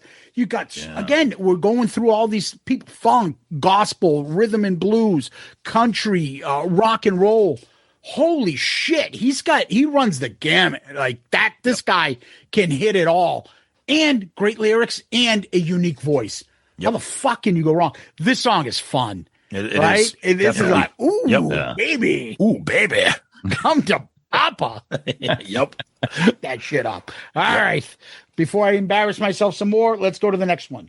So we go to Ship of Fools. So as soon as first thing I thought of when I heard this, first of all, I love it. It's a full-blown storytelling song, and I love that. It's a nice story.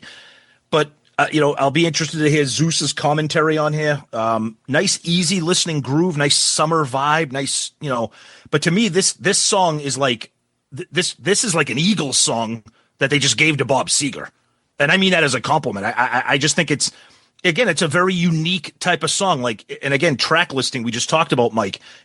Mainstreet, Come to Papa, and then all of a sudden, like, whoa, look at this nice light, breezy kind of AM gold summertime, seafaring tale. And I think it's a beautiful song, and he's singing in a different tone, of course, with a song like this. And I just think he nails it. I mean, is it the best song on the album? I don't know. We'll get to that when we rank it, but I just think it's a nice change of pace from what he's been doing on the album. Yeah, it's definitely a what do they call that? Like a rest track. Because you just been, and it totally, so it provides contrast from the rest of the songs on there. And it's very country-ish, which I like. I like the story. It's like him. I'm trying to figure out what the metaphor is. He's on a ship. They're going through all these problems. He's the last one left alive at the end. Right. I know. Huh? Is he talking about, past experience with past bands? Is he talking about a relationship here? But then again, that's the great thing about music, right? Everybody hears that song different. According to their own experiences. And stuff like that. It's definitely breezy. I have to be in the mood though. Oh, I agree. It's not, I don't have a disdain for it like I do with Sunburst. Okay. But it's like, if after Come to Papa, I'm like all revved up, Right. And then all of a sudden it's like, okay, chill out, man. Laurel Canyon, cool. Hey, Joni Mitchell's great or whatever. Yep. Yeah, exactly. But I think it's a great story. And that's one of Seger's strengths, telling that story. Yep. Not a lot of people can do it well. And he definitely does it well on that song.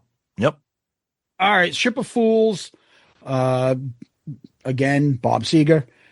So the thing that immediately comes to mind to me, this is Eagles. This is debut album from the Eagles. Absolutely. This is Peaceful, Easy Feeling. There's a song by Randy Meisner that this song sounds just like on a Randy Meisner solo album. That's how fucking deep I can get into. Jesus, that is deep. It's a song called Help. Yeah, man. It's a song called Gotta Get Away. He actually performed it on the show Fridays one point. Oh, wow. Nice. Yeah, so good reference. Very similar, kind of easy, laid back, and it perfect. You said Laurel Canyon. I mean, exactly. That's exactly what this Joni Mitchell, Eagles kind of stuff. Yeah. And he can fit right in and do this stuff. It's a nice, easy going, pretty, melodic song. I'm good with it. Yeah. So let's go to the final track. So we wrap up the album with another cover tune here, Mary Lou. You know, it's a fun track. It's a nice, I guess, fun way. It's kind of an homage, I'm guessing, but I'll tell you right now, of all the songs on this entire album, this is one of the ones where I think Seger sounds not the best, but when he's singing, when he's belting out, I'm going to tell you a story about Mary Lou. That gravel, that rasp, that power is coming right through, left me stranded in Kalamazoo. But then you got the, you know, that 50, 60, you know, the backing, Mary Lou, you know, it sounds like the theme from Happy Days or something, you know. You know, it sounds like it's like a song from like Eddie and the Cruisers or something, which is a great album and a great movie, by the way. Maybe we'll get to that in the future. It's a fun song. It's, you know, he's paying homage to probably some of his inspirations or some of the stuff that he liked from that area. You know, it's good. I'm glad it's at the end so that if I, you know, am not in the mood for it, it's the last song. I think it's the last song for a reason. It's fun. It's a cover. What are you going to do? It's, you know, like right. Zeus has said, it's Seger singing, and I always love hearing Seger sing. So, yeah, I like this tune. It's kind of like Sunspot Baby, but instead of this woman hiding out, Mary Lou is using his credit card in front of his face. Yeah, and exactly. Buying Gucci and stuff. You know, she's just she's ringing up that bill and she doesn't care. And then she'll take the credit card and throw it into the sewer. You know, it's a cover, but I think it fits well in what seems to be this album is like a track record of bad choices when it comes to relationships. So and true. I think, you know, I don't know if he meant to put that on there. Maybe it was just hey, we got to fill 4 minutes or whatever. Right. You know, what do you do? He goes, well, I love this tune. You know, let's do this song. But I like it because it's like, and you guys both have mentioned this a lot. It's that bar band thing. Yes. You know, it's just like it rocks out. You got a few beers in you, you know, and you got your fist in the air here. You're checking your wallet. You know, it's a good. I like it. I like it a lot. Nice. So this is Mary Lou, written by somebody named Young Jesse, not Young MC. I don't know who the fuck Young Jesse is. And Sam Lynn. Mary Lou was Bust a Move. Oh, yeah, right. But yeah, Mary Lou sounds like a cover band at the Bolton Street Tavern who just finished singing Black Betty. And the next song is called Mary Lou. Right? If that was the next song coming up, you're right. You'd be like, oh, okay. This makes sense. Mary Lou. What's that? Mary Lou. Mary Lou. Yeah, so what's this? The fucking Coasters? Charlie Brown. Like, that's the kind of fucking old 50s style, 60s kind of like quartet, you know, R&B quartet song. Yep. It's okay. It's not bad. It's a bar song by a garage band from, you know, just playing at your local pub. But that's the last of it. So overall, Tom, give us your thoughts about this album. Yeah, I mean, we say this all the time whenever we pick an album for ARC, whether it's my pick, your pick, whatever. You spend a lot of time kind of really listening to every song, every bit of every song, and I just came away with just loving this album even more than I thought I did before. Everything that we've talked about here, I just think it's a fantastic snapshot of everything that Seger does great. There was an article in Ultimate Classic Rock that we love to talk about those guys, and they did a short article about this album. And I saw this quote that was kind of interesting trying to describe Night Moves. And the guy said, Night Moves was Bob Seger doing Springsteen, slumming it with ZZ Top. It was Jackson Browne getting groovy with the Allman Brothers. I think it's such a great way to describe that because I think Seger can do all those things and he does them well. And again, I've said this earlier when we were talking, I'll say it again. There's just the authenticity that he has, no matter what even if he's doing a cover song, it's believable. It doesn't sound forced or hokey, or it doesn't sound like any kind of bullshit. And I think that's one of the things I love about Seger is I just think the guy's real. His vocals are incredible. His songwriting style, his band is kick-ass. Just a great album. I love it. Love all of it. Mike. I got to say, when I like I said, I've been listening to this album my whole life. So when I was younger, you know, it rocked. The tunes that rocked, they were great. As I got older, and Bob's getting into his 30s at this point, and that's kind of what he's singing about, you know, in the first couple of tracks, and he's getting nostalgic. Yep. And he's like, well, I can't rage like I used to, and I got to pay the mortgage this month, so I can't see this band, or I can't go out with this band, or whatever. To me, that's why I like it now. Yes. Because I can relate to it more. And I can say that same thing for like Against the Wind, because he does a lot of that on Against the Wind too. He kind of looks back, gets a little nostalgic, especially on the title track of Against the Wind, and here with Night Moves. But I think this is where his songwriting just got better. Mm-hmm. And now that I listen to it in my later years, you can tell he really spiffed up his songwriting, and he took it to the next level. I think the Silver Bullet Band may have had a hand in that, as he took them on as his regular band. There's a nostalgia factor too. Like I said, it reminds me of those times I spent in Pennsylvania and stuff. But, when it comes down to it, it's all about the songs. And most of these songs to me are just timeless. They'll be played on, if radio's around, they'll be played on radio forever. People will know Bob Seger's name forever, mostly because of these songs, definitely because of Night Moves. Yep. And, and they do things that songs should do to me. And that is they connect with you emotionally. Exactly. Like you were saying, I get goosebumps just talking about, that part in Night Moves. Mm-hmm. That's, you're so lucky to have that. We are so lucky to have music in our life that makes us feel, whether it's Seger or Kiss or, Randy Meisner's solo album. There you go. Yeah, right. I mean, there's songs on there, Zeus, that make you feel like that, though, right? Doesn't matter who it is. Someone's playing music and you're like, oh, and you feel it in your chest and your gut and your head. Yep. That's the majority of this album. That's why I love this album. Perfect. So for me, Tom, I started this episode by saying, like, I had his greatest hits. I love it. Who doesn't like this? I've never had a Bob Seger album. Mm-hmm. I will tell you, Bob Seger, you picking this album is one of the few times that people have picked an album where I will buy more now because I got introduced to this album. Yes, I love that. Nice. So I will start buying and getting into his catalog. Mike, I don't go forward with music. I go backwards. I know there are millions of great artists that everyone talks about and things like that. So I'll find an artist that I never gave a chance to, and I'll just get into them and be like, where the fuck was this my whole life? I should have jumped at them earlier. Yeah. I don't have a Black Sabbath CD. I don't. I have greatest hits. Wow, I know all their songs. Yeah. But I don't have one. And I will eventually get into it. Yes. But I never put my time into it. I'm a huge Ozzy fan. I have everything from Ozzy. But I never got into Sabbath. It's just one of those things. But I've never dismissed them as like, I don't like them. They suck. Yeah. I just never got into it. Bob Seger's similar. Never dismissed him. Just never got into it. Mm-hmm. So I'll start buying albums because what you figure is, well, I have all his greatest hits and that has all the songs. I think I'm complete with that. You're not. You're not. Having this tells me that I will find songs on his albums that are just deep cuts that I'll be like, that fucking song moves me. Simply because his lyrics will move me or his vocals will move me. And exactly. The music's fantastic.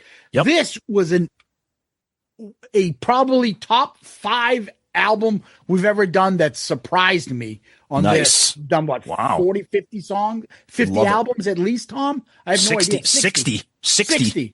That I'm like, oh my God, I'm glad you introduced me to it. Love it. That makes me so happy. I love hearing that. That's awesome. Yeah. That's awesome. And we used to have somebody here bring us fucking Bullet Boys.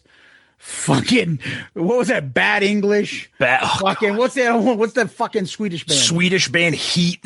Like, and we're like, music. Dude, there are fucking gazillion artists out there. What the fuck you bringing us this shit for? Mike's been a DJ for 30 years. He doesn't even know the bands we're talking about right now. That's how bad these albums were. I don't know Heat. Now, see, you know what this does? Now I'm going to have to find them. And don't do it. Just so don't I know. do it. We're just telling you so now. I know. I'm going to have to do it just so I know. Okay. The album was just Heat so I can 2. Yeah, it is have pity over the soul hair now. metal. Yeah. It's a parody of hair metal. Yikes. But regardless, this is what I'm talking about. Somebody brought this on my radar. Right, all the million albums out there, what the fuck are we picking that shit for? Give me something that I could learn. So, anyways, I'm glad you picked this, Tom. I'm glad. Love it. Let's get into what we normally do, and we're going to rank all 9 songs. Tom, you're going to lead us off with your 9th song. Yep. Number 9, Mary Lou. Ooh. Yeah. Mike. Okay. Number 9, I say Sunburst. Oh no! Wow. Yes. Yeah, you are not a fan. And of that was obvious from No, what you just- talked when you talked I'm about not a it. fan.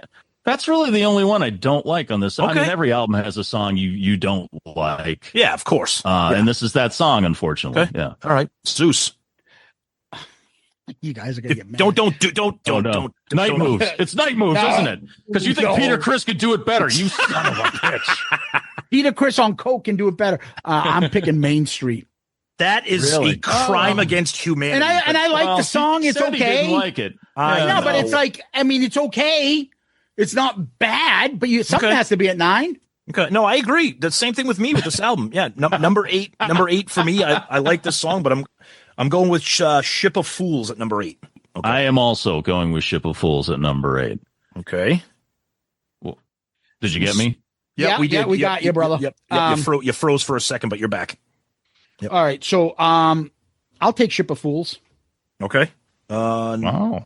This is when those bottom two, and I like them. That was easy. This is when the middle of the album kind of gets tricky for me. But for number 6, for number 7, I'm going to do "Come to Papa." Wow. I'm doing Mary Lou. Okay.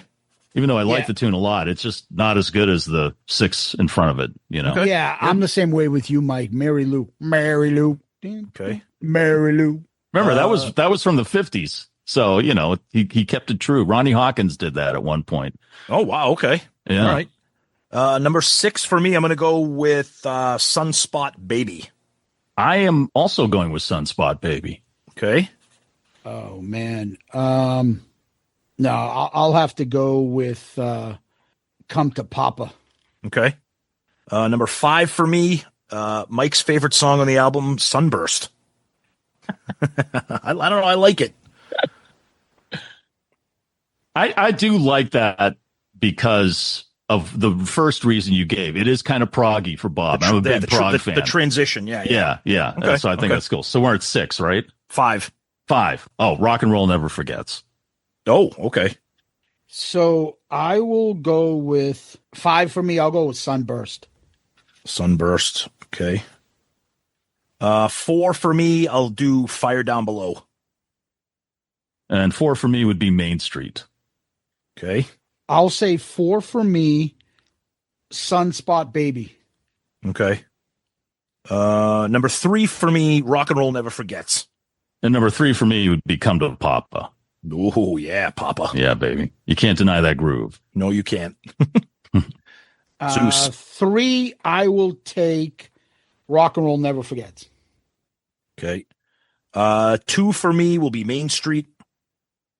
And 2 for me would be Fire Down Below. Okay. Zeus.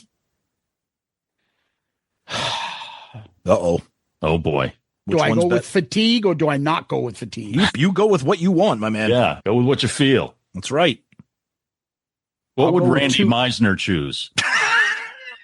Randy Meisner's dead, so I don't think he would choose anything. Well, Channel before he his- died, what would he choose? Channel his spirit. What would he do?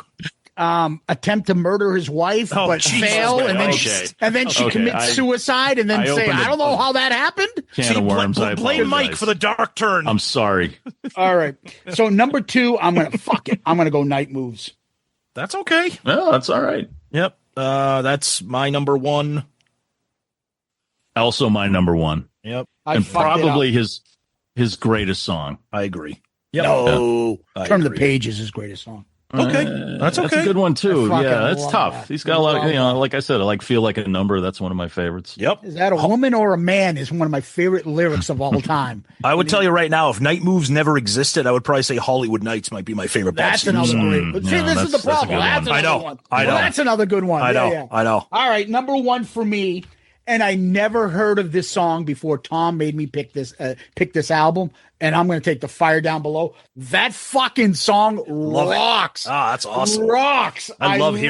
I love hearing that. fucking slide. Oh my god. So I have a new song that I love in my life thanks to this album. So thank you. That's awesome. That makes me so happy because that doesn't happen a lot on this show. No, so and that's love what it. this album review thing is supposed to be. Yeah, It's not supposed yeah. to be like, hey, let's do Def Leppard Pyromania. Yeah, that's Great song. Oh, Great I song. love that song. Great song. I mean, we do albums like that, but it's always nice to have something that you actually like, holy shit, Something what the new. fuck is this band? Yeah. Well, that's why people have been like, I can't believe you guys haven't reviewed Back in Black yet. What are we going to do? Spend 2 hours telling you how great the album is? They fucking Shoot the Thrill is like the greatest fucking rock song of all time. I mean, no. Back in Black is the bait. No. Fucking this is like. We kind of drifted away from picking like staple albums and try to take things that kind of will have a little bit more of a conversation, you know? But Mike is, I think, was perfect for this album, regardless. Oh my God, yeah. I tell you, I love Seger. I'm glad Seger that's so much. That's what we want. You know, like I said, he connects with me. Yep. And you know, it's that perfect chemistry. Like, you know, Tom, you keep saying his voice. Yeah. You know, and Zeus, you keep saying the way the band plays, and you know, this guy's been doing it for a long time. The lyrics. And, the lyrics are they're just so, I don't know. I find it very easy to connect with what he's saying with a lot of his songs. Yep. And that's a good feeling. Yeah. And the neck beard, right. In the Sears Portrait Studio. It's fantastic. Yeah. And then it seemed to work out pretty well. Yeah, exactly. He has Siegfried and Roy in his band there. Siegfried and Roy. All right. So what we do next is this. Yes, Mike. After the great Kiss song from the fucking 80s, we call this the You Make Me Rock Hard segment. So, Tom, what makes you rock hard? I love this. We got to bring it back to Kiss. Okay. I love getting guests here. Like, what is this called? What? So I don't like you asking me that question, because my answer is going to kind of sound a little off kilter here, because my answer this month is the newly released documentary on Max, or it's called, what is it, HBO Max now? It keeps changing its fucking name. But the documentary called Pee-wee as Himself. Oh, yes. The documentary about that pretty much Pee-wee Herman kind of made on his own before he was dying, and that no one knew he was dying. It is mesmerizing. Like, it's insane how well this is. The stuff I knew nothing about with this guy. And I mean, Pee-wee's Big Adventure is one of my all-time favorite movies in the history of comedies. Never seen it. Love that. We'll have to fix that. I love it. The documentary it's incredible. It's hilarious. It's painfully sad as it progresses near the end. There are clips of him the day before he passed away that are in this. It's magnificent. If you are a subscriber to HBO Max, I can't highly recommend it enough. Even if you have no interest in Pee-wee Herman or his comedy or his movies, it's an incredible documentary. Highly recommend that. I back that up 100%. Yeah. That is well worth the time to sit down and watch. It really is an amazing story, and he's way more than anybody thought he was. And he is a funny, when he's being Paul Rubens, he is a funny, smart dude. Oh, yeah. It's amazing. Yeah. And a side note, it's called Pee-wee as Himself, and it's on HBO Max. And as a side note, Tom, when I first went to see Pee-wee's Big Adventure in the theaters, I went with my girlfriend at the time. I was in high school. I almost walked out after 10 minutes. Okay. Because I knew who Pee-wee Herman was. I wasn't totally familiar. And I'm sitting there and he's going, hey, hello, Mr. Breakfast. And, all that stuff. And I was just like, this is fucking stupid. Let's go. She's like, no, I love him. He's going to get better. No, but I was like, this is for fucking kids. What are we doing here? Yep. And then as it progressed, I was like, okay, I get this. This is fucking hilarious. Yes. It's really, so Zeus, you gotta give it a try, because it's one of the funniest movies ever. You have to. But I'm just not a Pee-wee Herman fan. I'm just like you. When I'm like, this is fucking stupid. Oh, but I don't like him. I don't want to see his movies. Yeah. No, but I gotta like somebody, right? I gotta be interested in the character. So I never got into him. I can respect his impact, because obviously he's impacted a lot of people like you guys and love this. So what are you gonna say? Yeah. Mike, what about you? I recently watched Happy Gilmore 2. That's right. Just came out. I am such a huge fan of that first movie, and I got to tell you, and I'm so relieved. It's everything that I would want a Happy Gilmore 2 movie to be. That's awesome to hear. He doesn't try too hard to come up with this whole other story. his character, I don't want to give away too much, but kind of starts at the bottom again, and it's the story of that, and it's just, I just love it's so funny. And another great thing, if you are familiar with the first movie, he ties up a lot of loose ends. It's a lot of, well, what happened to so and so, and I think he includes every single character in the first movie, even if they were on screen for 10 seconds. Mister, right? Yeah. That lady gets mentioned.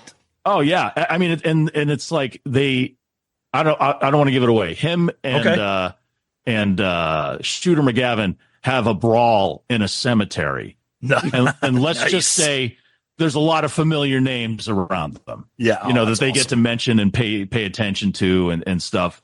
So if you love the first movie, this would be great. If you never saw the first movie, you may not get a lot of it.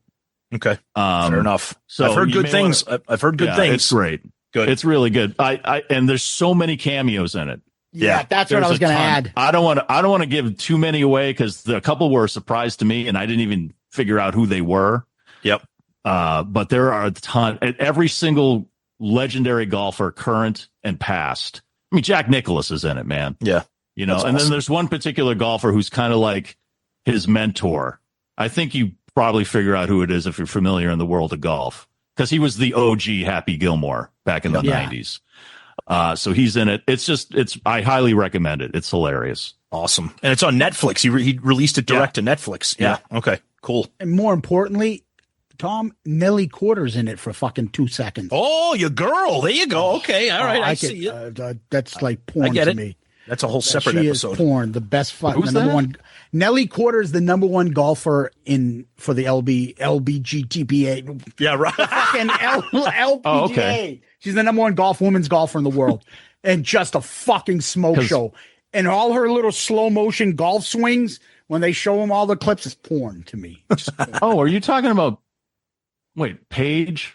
No, she's another one. She's another one. She's But this woman's actually talented in golf. Oh, okay. She's a hottie in golf. Yeah, right. Nelly can actually play now. Yeah, she's actually gorgeous. Yeah. Anyways, yeah, I'm a big fan. The day it came out, I sat and watched it. Yeah, and I walked away. It's funny because it's one of those things that could go either way. Like, who doesn't love Coming to America? They did a Coming to America too. Which I could have loved. went there. And there's some parts, the sentimentality of the movie Coming to America. There's some people in there that you like and stuff. There's when you see the barber people, but for the most part, you're like, what the fuck, dude? This could have been so much better. This one, I'm with you. I think they did a great job, and the cameos just made it even better. And he kept it silly. Yeah, he didn't There's try some to be silly, silly. real silly stuff in it. I mean, I think he did it well. And I think he did it well because it seemed like he didn't try too hard to create an entirely different movie.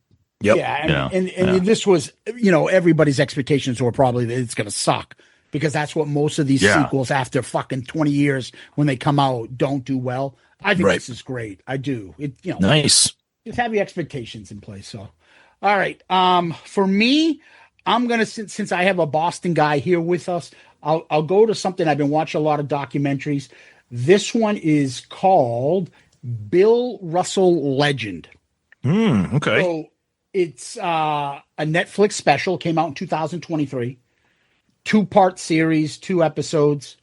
Just fucking like about the man, about the fucking player. When you see this, I just remember growing up in the 80s and everyone's like, oh, it's Bird. No, it's Magic's the greatest of all time. Bird or Magic.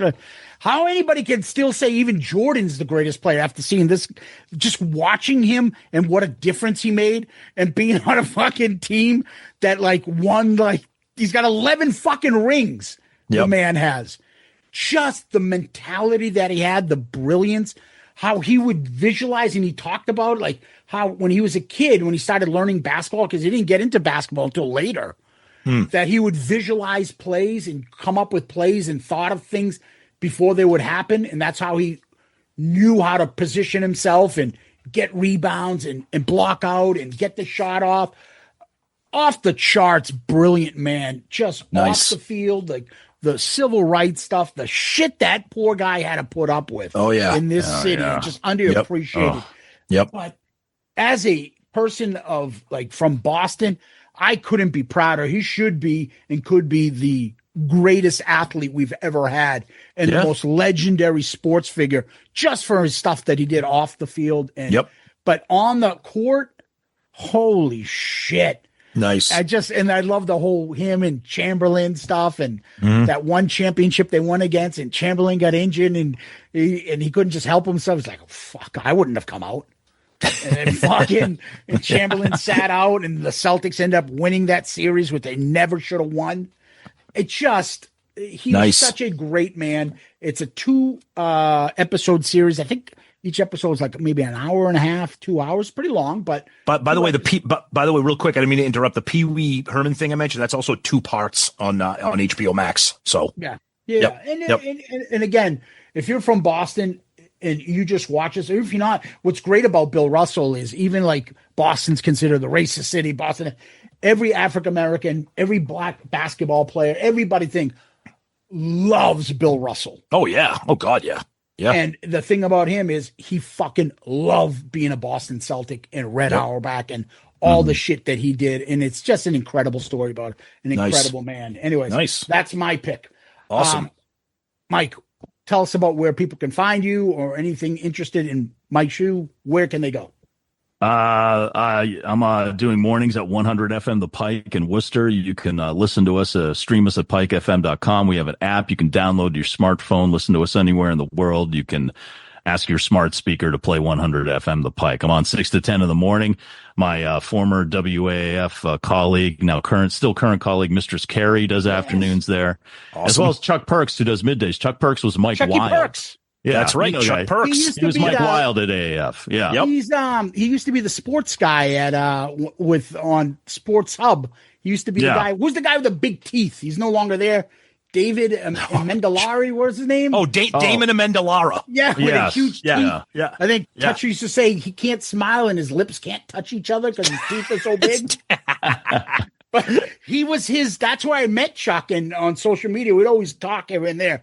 But he's at the Pike, isn't he? Yeah, he's at the Pike. He does middays. He's the boss. He runs the station. Oh, no shit! Wow. Okay. So it's a lot. It's all mostly old AAF people, and on social media, I'm at Mike Shue Rock. That's Mike Shue, MikeHSU.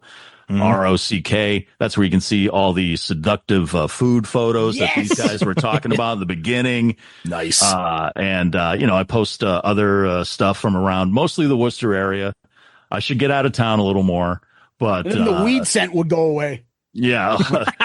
we are the home of the Cannabis Control Commission. We are the cannabis capital of the Commonwealth of Massachusetts, and very proud of that. Big put that surprise there. Put that on the sign when you say "Welcome to Worcester" as you're driving in. Put that on there, dude. You don't need a welcome sign to Worcester. Just drive in, put your windows down. You're like, whoo. I love it. I'm also on Facebook, Mike Shue. That's HSU, and then I got locked out of my Twitter account, unfortunately, because I kept posting every single day the video for the dead Kennedys, Nazi punks fuck off, and tagged Elon Musk in it. And and then one day, all of a sudden, it's like, you have to change your password. And I tried, and they're like, this email doesn't exist. And I was like, I've been using this email on Twitter for like 20 years, and they're not letting me back in. Wow, so, you're locked out. I know, whatever. Hey, if I did it, if that's the reason why, then fuck yeah, man. Your work is done. Yeah, I'm done there. But, nice. I'm also on like Threads and Blue Sky. Just search out Mike Shue on that stuff and all over social media. But thanks for having me, guys. This is a lot of fun. I love talking about music. Yes. I usually, when I start talking about music, people start leaving the room. So it's nice that you guys stuck around. Yeah, I'm glad you guys had me on. And it was a lot of fun talking about Seger. Oh, and we can also find you at Polo Park anytime you want. And watch if you go to the Woo Sox game, right? And Worcester. Yeah, again, over by the Nacho Man stand. There we go. Yeah, my helmet nachos beer in hand. Things, right? Yeah, I got one of those giant overpriced long beers because I'm a total tourist when I go there. So come to Worcester. We got a great baseball team. We had a couple of great baseball teams. We got a great hockey team in the Worcester Railers. A lot of fun there. A lot of great restaurants. We have one of the nicest art museums in the country, in my humble opinion. Nice. We're the birthplace of the smiley face and barbed wire. So how can you go wrong? I mean, really, that's amazing. Come to the heart of the Commonwealth. So thanks for having me on, guys. He is the great Mike Shue. This has been an absolute blast. It's amazing, Mike, being able to shoot the shit with you for a while, talk music after all the years of listening to you on AAF and the Pike. So it's a thrill for us to have you. Thank you so much for spending some time with us on a Sunday afternoon talking Seger. You're definitely coming back. So thank you, my friend. Please, that'd be great. Thanks, guys. Thanks, Mike. Thank you. Tom, that was the great Mike Shue. What'd you think? Oh, it was great. I mean, we've loved Mike since we've been listening to him way back. But to have him here and shoot the shit, you could tell he's a music nerd. He's a Bob Seger guy. Loves breaking it down with us, and it was a thrill. He's definitely going to be back on ARC. Tons of fun with Mike. Yeah, he knows his music. I love his microphone too. Yeah. Yes. Absolutely right. Yep. And he's the king of Worcester. Exactly. Yes. So, how can you go wrong there? That's right. Tom, what we're going to do next is our thing. And we're going to rank this against all the other albums we've done. Yep. And hopefully I won't fuck this one up and put this last. But let's see what happens. Let's go to album cover and rank this against everything else. All right. So for covers, my top 5 covers right now at number 5, Rage Against the Machine, Blizzard of Oz, Purple Rain, Master of Puppets, and Diary of a Madman. Look, we had a lot of fun with this album cover. It's just Bob looking up at the sky with a neck beard. It's not great. It's honestly, it's not even funny. It's just bad. I'm putting it at 61. Still better than OU812, Zeus.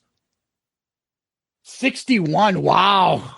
It's just better than bad English. Yeah, there's nothing to it. I mean, it's not good. It's not good. Yeah, I hear you, brother. It's just a picture. Yeah. All right. So my top 5 are Diary of a Madman, Appetiti, Blizzard of Oz, Hotel California, Elvis NBC TV special. I will put this 55 above Bullet Boys, below fucking Bon Jovi. I still can't believe of all the millions of albums out there, we have to review Bullet Boys. Yep. Lovely. Yep.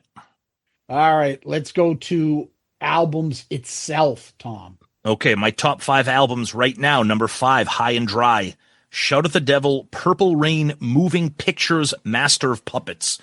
As you heard in the episode, I love Bob Seger. I love this album.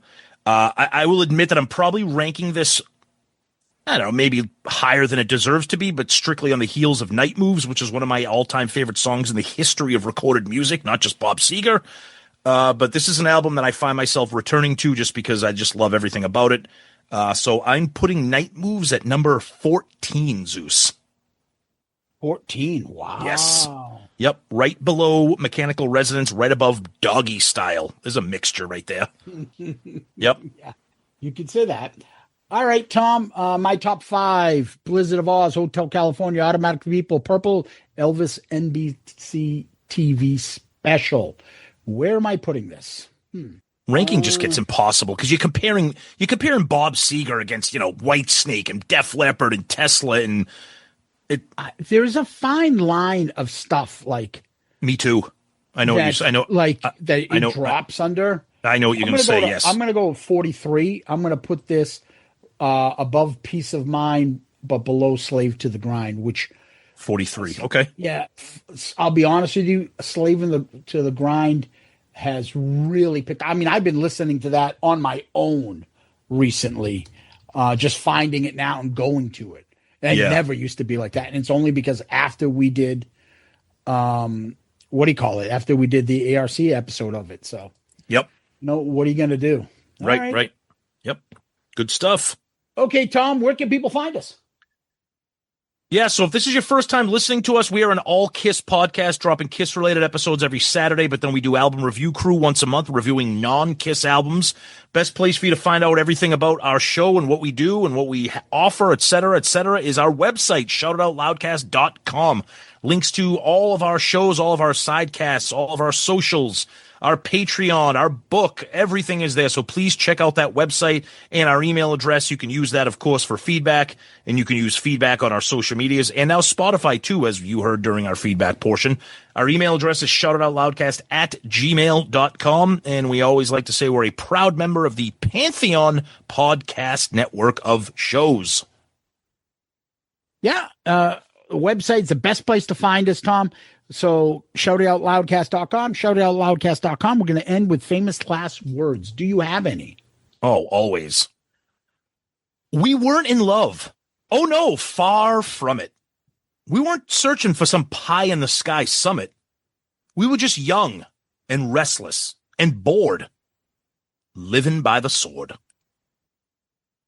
Working on a night move. Hi. Come to Papa. Come see your Papa. If you need a pacifier, call me anytime. I'll try to be your satisfier. How is that not a Kiss song? That is like something off the Animalize album if Paul knew it. Oh God. Horrendous. Mike Shue, thank you. Tom, Loudcasters, Kiss Army, neckbeard tards. Thank you. Mike Shue, huge thanks. It was awesome having you on here. Loved every minute of it. Thank you for being a Seger fan and loving this album. We had a great time. Loudcasters, Seger tards, Muscle Shoals band tards, Silver Bullet nerds, all of you people, thank you so much. And Zeus, as always, my friend, thank you.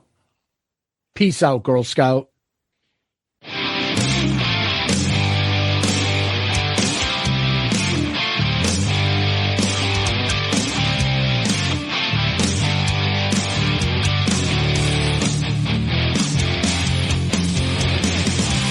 Shout it out loud, yeah. Shout it out loud, yeah. Shout it out loud, yeah.